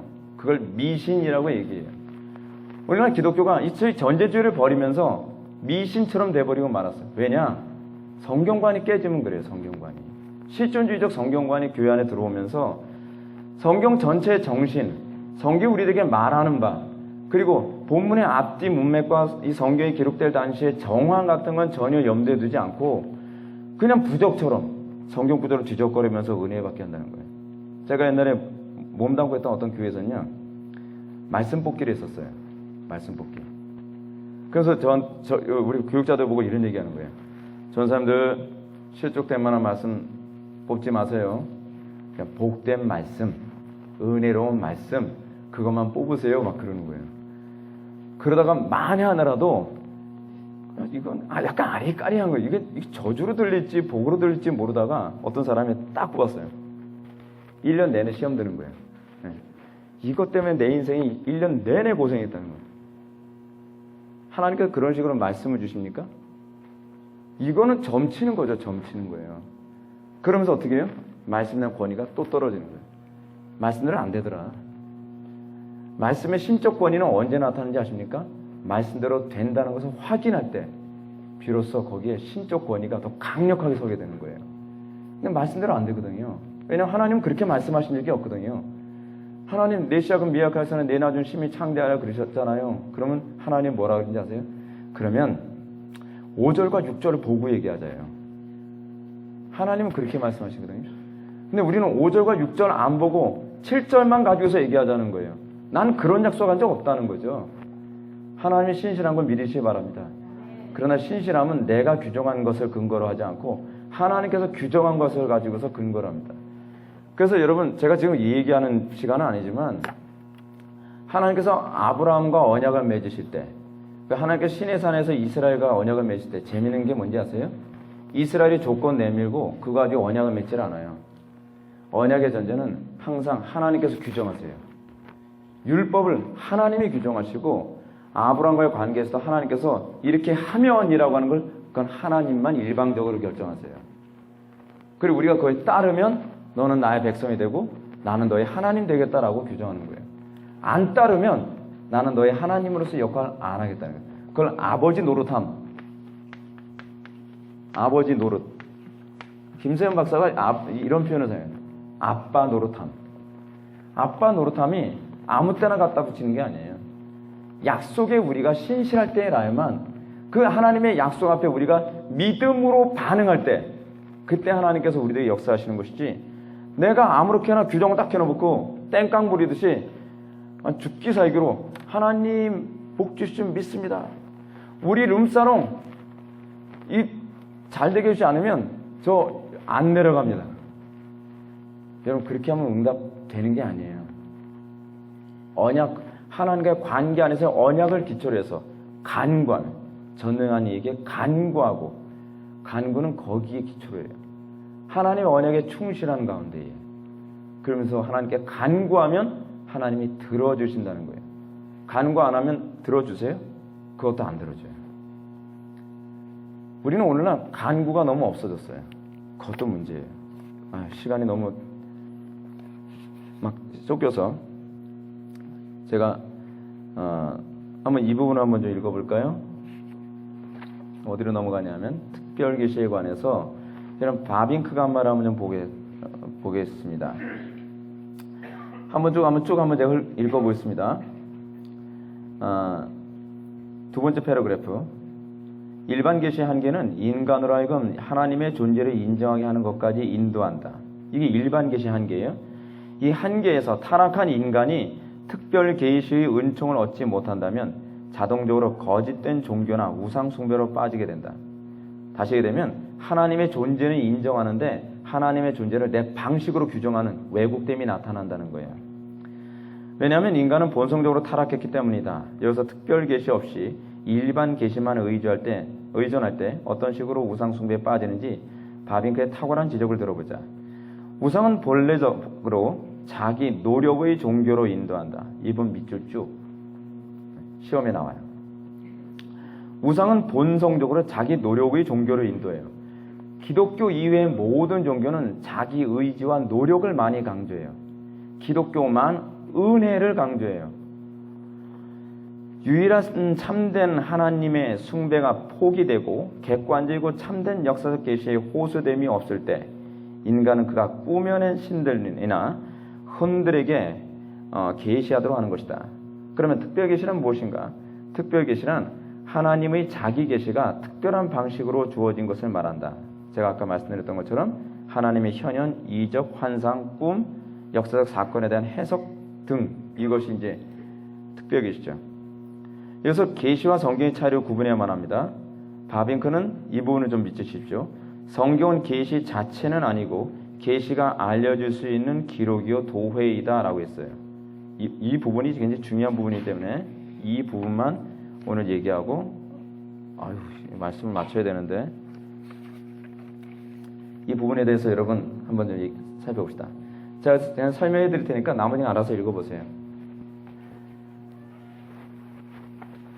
여러분 성경이 특별 계시입니까? 라고 해야 되면 한편으로는 예이기도 하고 한편으로는 아니기도 해요. 성경이 특별 계시라고 얘기할 때에 성경이 특별 계시라고 얘기하는 이유가 있어요. 성경은 1차적으로 바빙크의 표현에 의하면 성경은요 특별 계시에 대한 기록이에요. 여러분 특별 계시가 뭐라 했죠? 이적과 기적과 하나님의 현현, 그렇지 않으면 그런 것들, 역사적인 설명들. 근데 성경은 특별 계시에 대한 기록이에요. 근데 그래서 성경은요 특별 계시와 기록이라는 이 관점에서 구분은 되는데 분리가 안 돼요. 왜냐? 여러분 특별 계시 예를 든다면 이렇게 있어요. 성경에요, 구약 성경에 하나님께서 당나귀 통해서 말을 하게 하셔요. 또 하나님께서 특별 계시를 통해서 막 지진이 일어나게 하시고 천둥과 번개가 치게 되시고 여러 가지 기사와 이적을 행하셨단 말이에요. 근데 그거는 해석이 한 가지예요, 아니면 다양해요? 예를 들어서 천둥과 번개를 통해서 미디안 군사를 다 무찔렀단 말이에요, 하나님께서요. 와, 멋지죠? 근데 그거는 해석이 다양해요, 아니면 한 가지예요? 다양해요. 특별 계시인데 어떻게 해석해야 될지를 성경이 설명을 해줘요. 그죠?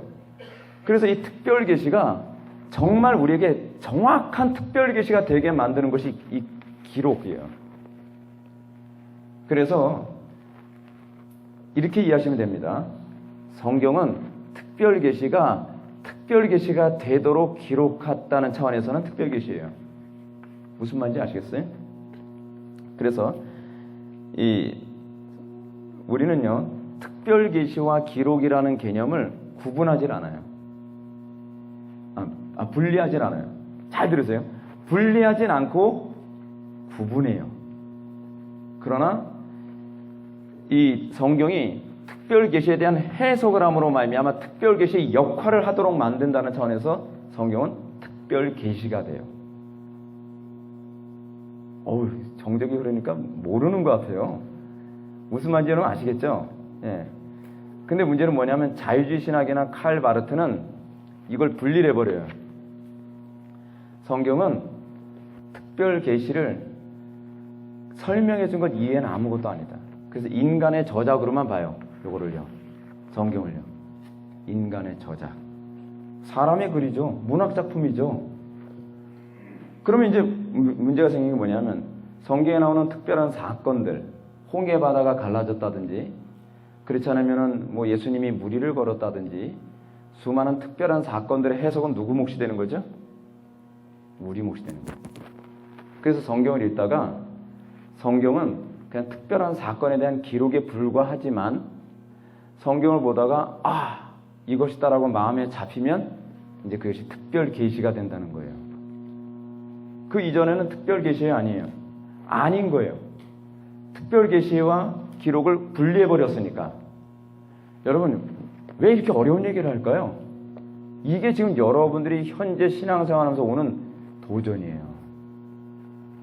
몰라도 되는 부분이 아니에요. 신학자들만 알고 목회자들만 알면 그만이 문제가 아니라 여러분들이 성경을 그렇게 본다니까요. 우리가 모르는 사이에 성경이 하나님의 말씀이라고 받아들이지 않아요. 어떤 식으로 안 받아들이냐면 여러분들 이렇게 봐요. 강단에서 목사님 설교하거든요. 내 마음에 들면 하나님의 음성이고 내 마음에 안 들면 하나님의 음성이 아닌 거예요. 왜 그렇죠? 파르트적인, 실존주의적인 관점에서 보면 이것이다라고 마음에 잡혀야 되거든요. 근데 마음에 안 잡혀요. 그래서 이런 얘기하죠. 회복교회 처음 왔을 때 굉장히 은혜가 되던데 요즘 은혜가 안 돼. 안녕히 계세요. 왜 은혜가 안 될까요? 뭐가 문제일까요? 근데 그럼 이런 문제가 발생해요. 이게 반틀의 제자와 이 칼 바르트와의 갈등이었는데 바르트가 이런 얘기했거든요. 성경은 하나님의 말씀이 됩니다. 성경 읽다가 이것이다 라고 붙잡히면 이것이 하나님의 말씀이 됩니다. 그랬더니 어떤 사람이 손을 딱 들었어요. 학생이. 교수님 질문 있습니다. 뭐죠? 똑같은 하나의 성경 구절이 있습니다.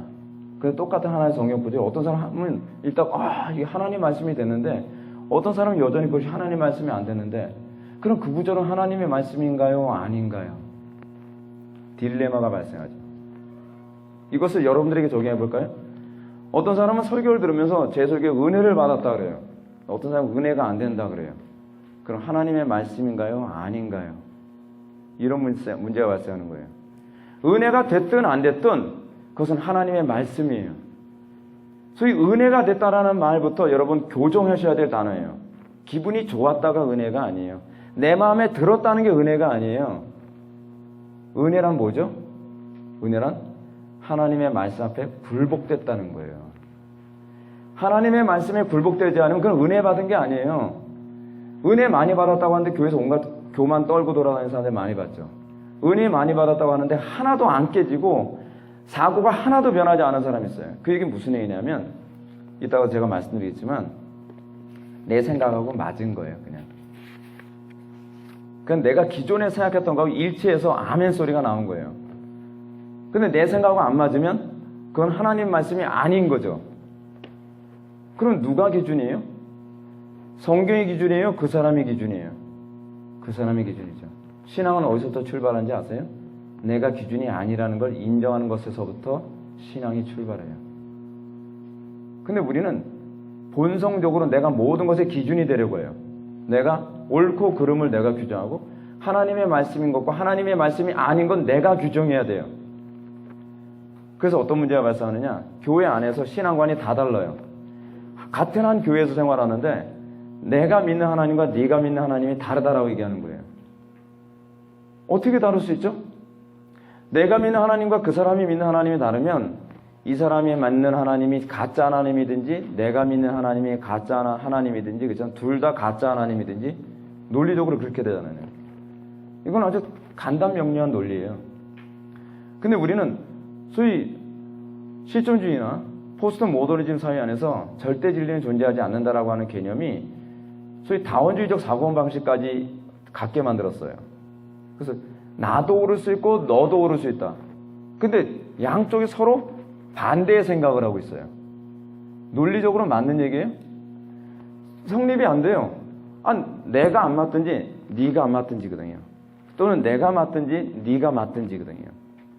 서로가 다르면 이 사람 생각과 이 사람 생각이 정반대라고 한다면 한쪽은 틀린 거로 귀결이 될 수 있거든요. 이것이 언제까지의 사고방식이냐면 19세기까지의 사고방식이에요. 19세기는 소위 반정립적 사고라 해서 선과 악을 나누고 옳고 그름을 나눴어요. 그런데 양차 세계대전, 1차 세계대전과 2차 세계대전이 일어나고 난 이후부터 절대 옳음을 인정할 수가 없었던 거예요. 그래, 그냥 너도 옳고 나도 옳고 everybody okay, 싸우지 말자. 그러면서 히피 문화가 나오고, 그러면서 교회 안에서도 종교다원주의가 나오고 그렇게 돼버린 거예요.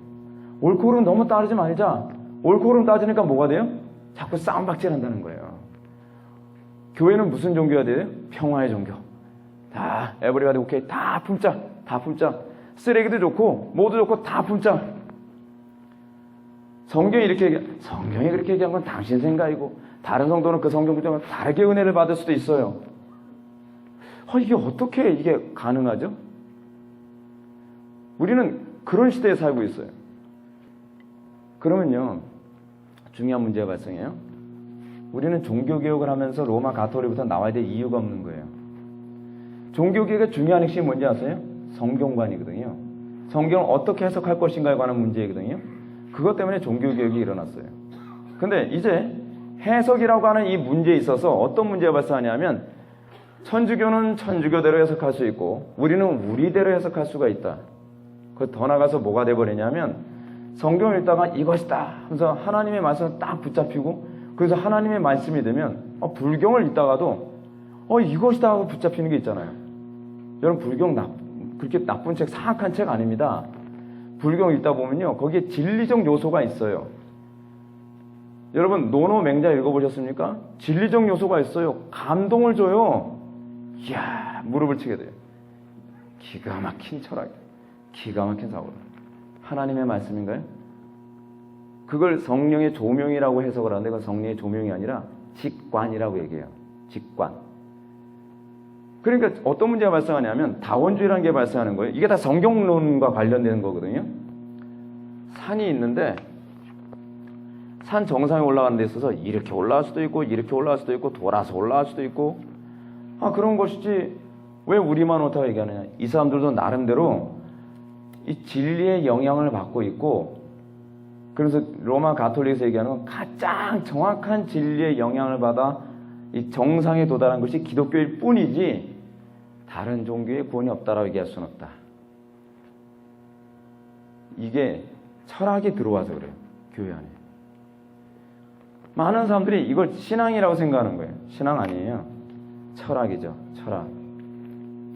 칼 바르트가 뭐라고 했나 한번 볼까요? 여러분들 7페이지 두 번째 패러그래프 한번 보시기 바랍니다. 정확히 첫 번째 패러그래프인데 19세기에 그 역사 비평이 나오고 난 다음에 두 번째 줄 보면 그러던 중에 칼 바르트라는 학자가 역사에 등장하게 되었다. 그는 성경이 하나님의 계시라는 점을 믿을 수 없었다.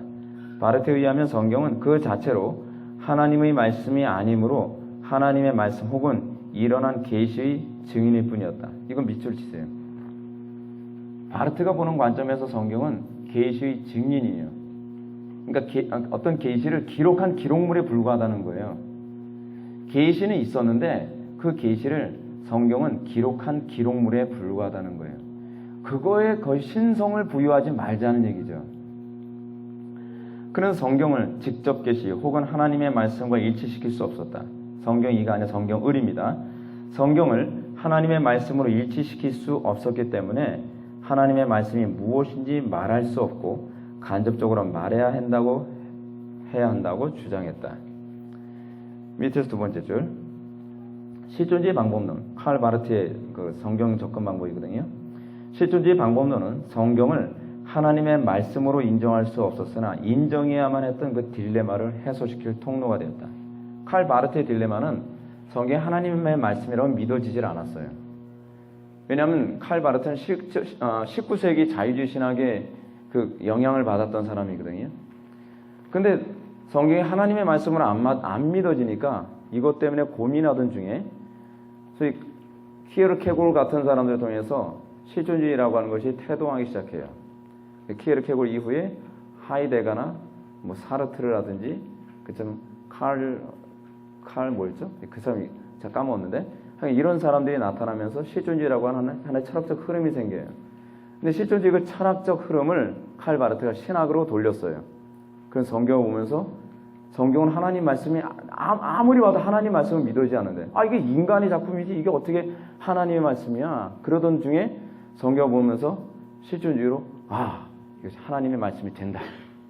하나님 말씀이 된다라는 개념을 어떻게 하느냐? 성경에서 교훈을 찾으면 된다는 거예요. 이게 하나님의 말씀이 되는 개념이에요. 근데 성경은 교훈의 문제가 아니에요. 성경의 관심은 뭐죠? 하나님 자체를 알아가도 우리에게 주어진 책이에요. 그래서 계시라는 거예요. 하나님을 우리에게 알려주기 위한 것이지 교훈 찾자고 주어진 게 아니에요. 여러분 우리는 그런 얘기 많이 듣죠. 성경에서 목사님 오늘 설교 듣는데 굉장히 은혜가 많이 됐어요. 굉장히 많은 교훈을 얻게 됐어요. 역시 가정에서 부부는 이렇게 살아야 돼요. 역시 자녀들은 이렇게 교육시켜야 되죠. 좋은 교훈을 많이 얻었어요. 근데 하나님을 아는 데는 아무런 도움이 안 돼요. 교훈을 얻으려면요 교회를 다닐 필요 없어요. 어디서든지 그런 교훈은 다 얻을 수 있어요. 그러다 보니까 요즘 강단에서는요 교훈을 가르치는 데 주로 관심을 많이 가지면서 문제가 점점 커져요. 강단의 주된 목적이 무엇이냐면 하나님을 알게 하는 거예요. 하나님을 알 수 있는 곳은 오로지 강단밖에 없어요. 교회밖에 없단 말이에요. 근데 교회에서 자꾸 뭘 가르치죠? 교훈을 가르쳐요. 윤리도덕을 가르쳐요. 그렇다면 강단이 뭐하러 필요하죠? 교회가 뭐하러 필요하죠? 그 문제가 발생하는 거예요. 그래서 여러분 이거 정말 다 얘기해줘야 되는데 각주 18번 한번 보시겠어요? 각주 18번 6페이지입니다. 자유주의 신학자들은 계시란 기록된 글이 아니라 역사적 사건이라고 주장한다. 이들은 계시란 하나님께서 자신을 나타낸 사실 자체로 보아야 한다는 것이다. 그러나 계시란 사건을 이해할 수 있게 하는 말씀이 없으면 하나님을 알 수가 없다. 그죠? 무슨 말인지 아시겠어요? 성경이 계시라고 하는 것이 뭐냐면 성경에 수많은 사건들이 나오잖아요. 예를 들어서 부모가 자식들의 살을 먹다니 여러 끔찍한 사건들이 막 나오잖아요. 근데 사건만 나오면요 여러분 성경만큼 별로 재미없는 이상한 책이 없어요. 아가서 보십시오. 얼굴이 확 빠놓고 날아옵니다. 그것에 대한 해석이 없으면요 아가서는 퇴폐물이고요. 그래서 옛날에 성경은요 19금이었어요. 아십니까? 옛날에 성경이 19금이었던 거? 너무 야한 책이라고요. 그리고 너무 잔인하고 끔찍한 사건이 많다고요. 그 불륜 같은 이 불륜도 좀 묘한 불륜도 많아요. 그리고 뭐죠? 그 계대 결혼을 설명하기 위해서 야곱과 그의 며느리 다말과의 사건은 이건 더 심하잖아요. 노골적으로 그걸 다 표현하잖아요. 근데 그것만 보면 그거는 계시가 되질 않아요. 이게 뭐야 그렇게. 근데 성경이 그 사건을 설명해줘요. 그래서 그것을 하나님을 알게 만든단 말이에요. 설명이 없으면 하나님을 알 수가 없어요. 그 사건만을 가지고서는 무슨 이상한 아라비안 라이트예요. 근데 그 사건을 설명해주면 말미암아 하나님은 이런 분이시구나 라는 걸 알게 되죠. 그래서 뭐가 돼요? 성경은 계시라는 거예요. 계시. 성경 자체가 계시가 되는 거예요. 그렇기 때문에 구약 성경에서는요 예언, 사건, 말씀이라는 방식으로 계시를 하죠. 선지자가 예언을 해요. 예언하면 그것이 성취돼요. 그러고 난 다음에 성취된 것으로 끝나는 것이 아니라 그 성취된 사건을 해석해줘요. 그게 성경의 기록 방식이에요. 존 프레임의 책에 나오는 얘기인데 다시 말해서 선지자가 사건이 있기 전에 예언하고 사건이 일어나면 말씀이 그 사건을 설명합니다. 이 과정을 통해서 성경은 계시에 대한 기록이 아니라 계시 자체가 된다는 거죠. 그러나 자유주의 신학자들은 사건을 성경의 프레임 안에서 해결하기를 거부합니다. 그들은 사건을 자율적으로 해석하는 거예요. 성경이 하나의 사건을 단편의 예를 들어 볼게요. 신약 성경에서 여러 가지 사건이 일어나죠. 고린도 교회 안에 문제들도 있고 여러 가지 사건이 일어나요. 근데 그 사건에 관해서 성경의 프레임 안에서 성경이 설명해주고 그 사건을 해석해주고 그리고 성경에 대해서 하나님의 뜻은 이것이다. 성경이 다 설명해준단 말이에요. 근데 자유주의 신학자들은 그렇게 해석하기 거부하는 거예요. 그럼 어떻게 해석하는 거예요? 내 방식대로 해석하겠다는 거예요. 그걸 자율적 해석이라고 해요. 그걸요. 어렵게 얘기해서. 그렇게 해서 내가 납득할 수 있도록 해석하는 거예요. 단편의 예를 들어서 홍해바다 사건. 이스라엘 백성이 홍해바다를 건너갔어요. 이성으로 납득이 돼요? 수용할 수 있어요? 어떻게 홍해바다가 갈라지죠? 홍해바다가 갈라질 수 없다고 사람들 생각해요. 그럼 그 사람들은 어떻게 하죠? 홍해바다 안에 갈대밭이다. 또 그 사람들이 이렇게 얘기합니다.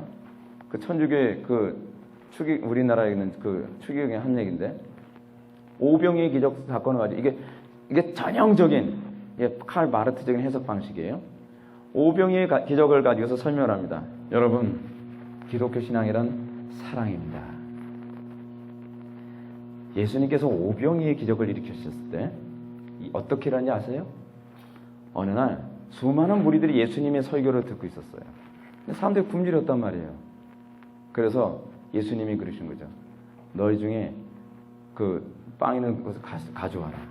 그랬더니 어떤 애가 도시락을 깠어요. 그래서 제 걸 드릴게요. 그랬더니 다른 많은 사람들이 도시락 감추고 있다가 미안하다. 나도 깔게. 그래서 도시락을 다 깠다는 거예요. 그래서 도시락을 다 까서 모았더니 그게 놀라운 사랑의 역사가 나타나서 오병이어의 기적이라는 거예요. 그래서 막 그 7바구니 이게 12바구니를 막 남도록 해요. 여러분, 이게 바로 예수님께서 우리들이 가르치고자 하는 교훈입니다. 여러분, 도시락을 까십시오. 근데 여러분, 제가 약간 좀 코믹하게 제가 말씀드려서 그렇지 이렇게 가르쳤어요. 근데 여러분, 그 추기경이 그렇게 얘기했을 때 그 새로운 가르침이 아닙니다. 19세기적 해석 방식이에요. 그때 이미 다 그렇게 하면 그냥 교과서대로 그냥 한 것뿐이에요. 우리식으로 거기서 얘기하는 교훈이 뭘까요? 자, 제가 얘기 한번 해드릴까요? 이거 시간이 좀 지나도 그냥 이해하십시오. 노는 시간 좀 줄일게요. 근데 이 얘기 하고서 끝낼게요. 오늘은 진짜 할 얘기가 너무, 이게 성경론이 이래요. 할 얘기가 너무 많은데 이걸 이렇게 두꺼운 걸 다 줄이다 보니까 어쩔 수 없어요. 뭘 얘기하려 했지? 이게 지우면서 까먹어버렸어요. 이거 굉장히 중요한 얘기였는데. 주여. 넘어갑시다. 네. 하여간 우리가, 그래서 일반계시, 특별계시와의 관계는 제가 이렇게 말씀드렸습니다. 일반계시, 특별계시의 관계가 뭐라 했죠? 그래서 제가 이해하기 쉽게 간추려서 얘기한다면, 일반계시는 마치 뭐와 같다? 암호와 같다. 예. 모수 부호와 같다. 그렇죠? 부호와 같다. 부호와 같은데, 이 부호를 여러분 해석하는 근거가 뭐예요? 특별계시예요. 그래서 여러분들이 교회를 다니면서 하나님은 존재하신다는 걸 이제 믿어요. 그런데 내 인생의 문제가 해석이 안 돼요. 그런데 그 인생의 문제를 어떻게 해석을 하죠? 성경을 통해서. 그래서 성경을 배우고, 그래서 성경이 우리들에게 어떻게 얘기하느냐. 그걸 통해서 하나님께서 나를 사랑하셔서 이런 사건을 주셨고, 하나님께서 나를 이렇게 성숙하게 하기 위해서 그런 것이고, 하나님께서 나에게 이렇게 하기 위해서 그런 것이다. 하나님을 알아가는 것. 그래서 특별계시가 궁극적인 목표라는 것은 성도들이 궁극적으로요, 하나님에 대한 이해, 하나님에 대한 이해가 점점 더 깊어지게 하는 데 있습니다. 그리고 하나님에 대한 이해가 깊어지면 점점 어떻게 되죠? 하나님을 더 사랑하게 되고, 그 입에서 불평이 없어지고, 그리고 하나님의 주권을 인정하게 돼요. 이거를 여러분들 이해하기 쉽게 말씀드리면 철이 들기 시작한다는 얘기예요. 이게 바로 성화예요. 성화라고 하는 것은 도덕에 관한 문제가 아니라 하나님에 대한 인식의 깊이이고 하나님과의 관계의 깊이를 얘기하는 거예요. 도덕적으로 점점 더 발전했는데 하나님을 이해하는 데서는 전혀 발전이 없다면 성화가 아니에요. 성경이 얘기하는 성화에 관한 개념은 관계의 개념이에요. 여전히 하나님과 관계가 안 좋은데 도덕성은 있다? 그럼 뭐라 하냐면 그걸 율법주의라고 얘기해요. 우리는 그래서 율법을 통해서 성화되는 것이 아니라 하나님과의 관계, 하나님에 대한 이해를 통해서 성화된다고 봅니다. 그래서 이제 마지막으로 여러분 보시게 되면 9페이지 마지막 패러그래프 보시게 되면 여기서 우리가 주의해야 될 것이 있다. 일반 계시는 특별 계시 빛 안에서 그 가치를 드러낸다. 다시 말해서 일반 계시가 특별 계시 안에 함축된다. 따라서 일반 계시, 즉 역사, 철학, 과학, 경제 등을 너무 강조하면 자유주의가 되고요. 특별 계시를 너무 강조하면 칼 바르트 같은 실존주의나 저는 신비주의로 가게 됩니다. 여러분들이 구원을 받으려면 제가 얘기하는 구원은 거듭남이라는 개념이 아니라 여러분 삶 속에 하나님과의 관계 개선으로서의 구원을 제가 말씀드리는 것인데 삶 속에서 날마다 성경을 통해 일반 계시를 해석하는 데 능숙해져야 돼요. 우리 교회에서 교리를 가르치는 이유가 뭐냐면 교리를 배우면서 1년이 지나고 2년이 지나고 5년이 지나면 여러분들 점점 어떻게 되냐면 하나의 교리적 체계 안에서 여러분들 삶에 나타나는 모든 문제를 일관성 있게 해석하는 기능이 생겨요. 어떤 문제가 딱 발생했는데 여러분들이 그리스도인가 아닌가에 관한 문제를 규정하는 아주 중요한 문제가 뭐냐면 어떤 문제가 발생했을 때 그 문제에 대처하는 방식이에요. 해석 방식이거든요.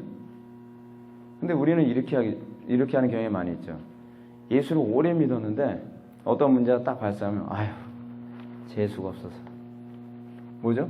기독교적인 사고방식이 아니죠. 아휴 사실은 내가 점을 쳤는데 원래 이렇게 돼 있대 점쟁이가. 뭐죠? 아직 기독교인이 안 된 거예요. 기독교인은 무엇이냐면 하나님 그 특별 계시를 통해서 내 인생의 문제를 해석하는 데 점점 능숙해지는 거예요. 일관성 있는 해석. 그래서 여러분들이 신앙이 성숙해지게 되면 어떤 현상이 나타나냐면 하나의 문제를 이렇게도 해석했다 저렇게도 해석했다 때로는 옆집 아줌마한테도 물어보고 그런 게 아니에요. 모든 해석의 기초는 항상 성경에 기초해서. 그럼 성경은 뭐라고 얘기할까? 성경은 나의 삶 속에 나타난 문제를 어떻게 해석하라고 얘기하는가? 그래서 오늘 본문을 건드린 거예요. 오늘 본문 말씀 다시 한번 볼까요? 요거만 읽고 마치겠습니다. 디모데 후서 3장 16절.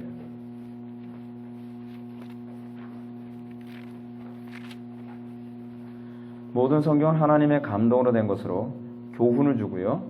책망을 주고 바르게 하고 의로 교육하기에 유익하니 이는 하나님의 사람으로 온전하게 하며 모든 선한 일을 행할 능력을 갖추게 하려 합니다. 성경이 목표란 바가 그겁니다. 여러분들 삶의 오늘날 한국교회 교인들 보면요 삶의 일관성이 없어요. 어떠냐면 장사꾼들은 안 믿는 사람들처럼 장사를 하고요. 정치가들은 안 믿는 사람들처럼 정치를 해요. 그리고 인생을 살아가면서 안 믿는 사람들처럼 운전을 하고 안 믿는 사람들처럼 부부관계를 하고 안 믿는 사람들처럼 학교 생활을 해요. 왜 그렇죠? 우리가 일반 계시, 우리 일상의 모든 문제를 해석하는 기초가 성경이라는 인식이 없어서 그래요. 물론 제가 그런 사람들이 거듭나지 않았다라고 단정져서 얘기하지는 않을 거예요. 그러나 분명한 것은 성숙한 그리스도인이란 항상 성경을 우리의 모든 해석의 기초로 삼아 그거로 살아갔을 때에 이 땅에서 소금과 빛의 역할을 감당하고 그의 인생의 딜레마가 없어진다는 것을 믿으시기 바랍니다. 다 같이 기도하시겠습니다. 사랑이 많으신 하나님 아버지, 우리가 오늘 시간 성경론의 첫 번째 시간을 살펴보았습니다. 우리의 성경에 대한 바른 이해를 갖게 하여 주시고 우리가 이로 말미암아 우리의 인생이 항상 성경으로 해석하고 성경의 인도를 받으며 성경에 충실한 사고방식을 갖게 하여 주시사 우리가 날이 갈수록 그리스도처럼 생각하고 그리스도처럼 말하며 그리스도처럼 하나님의 영광을 드러내는 성도들이 되게 하여 주옵소서. 예수님의 거룩하신 이름으로 기도드립니다. 아멘.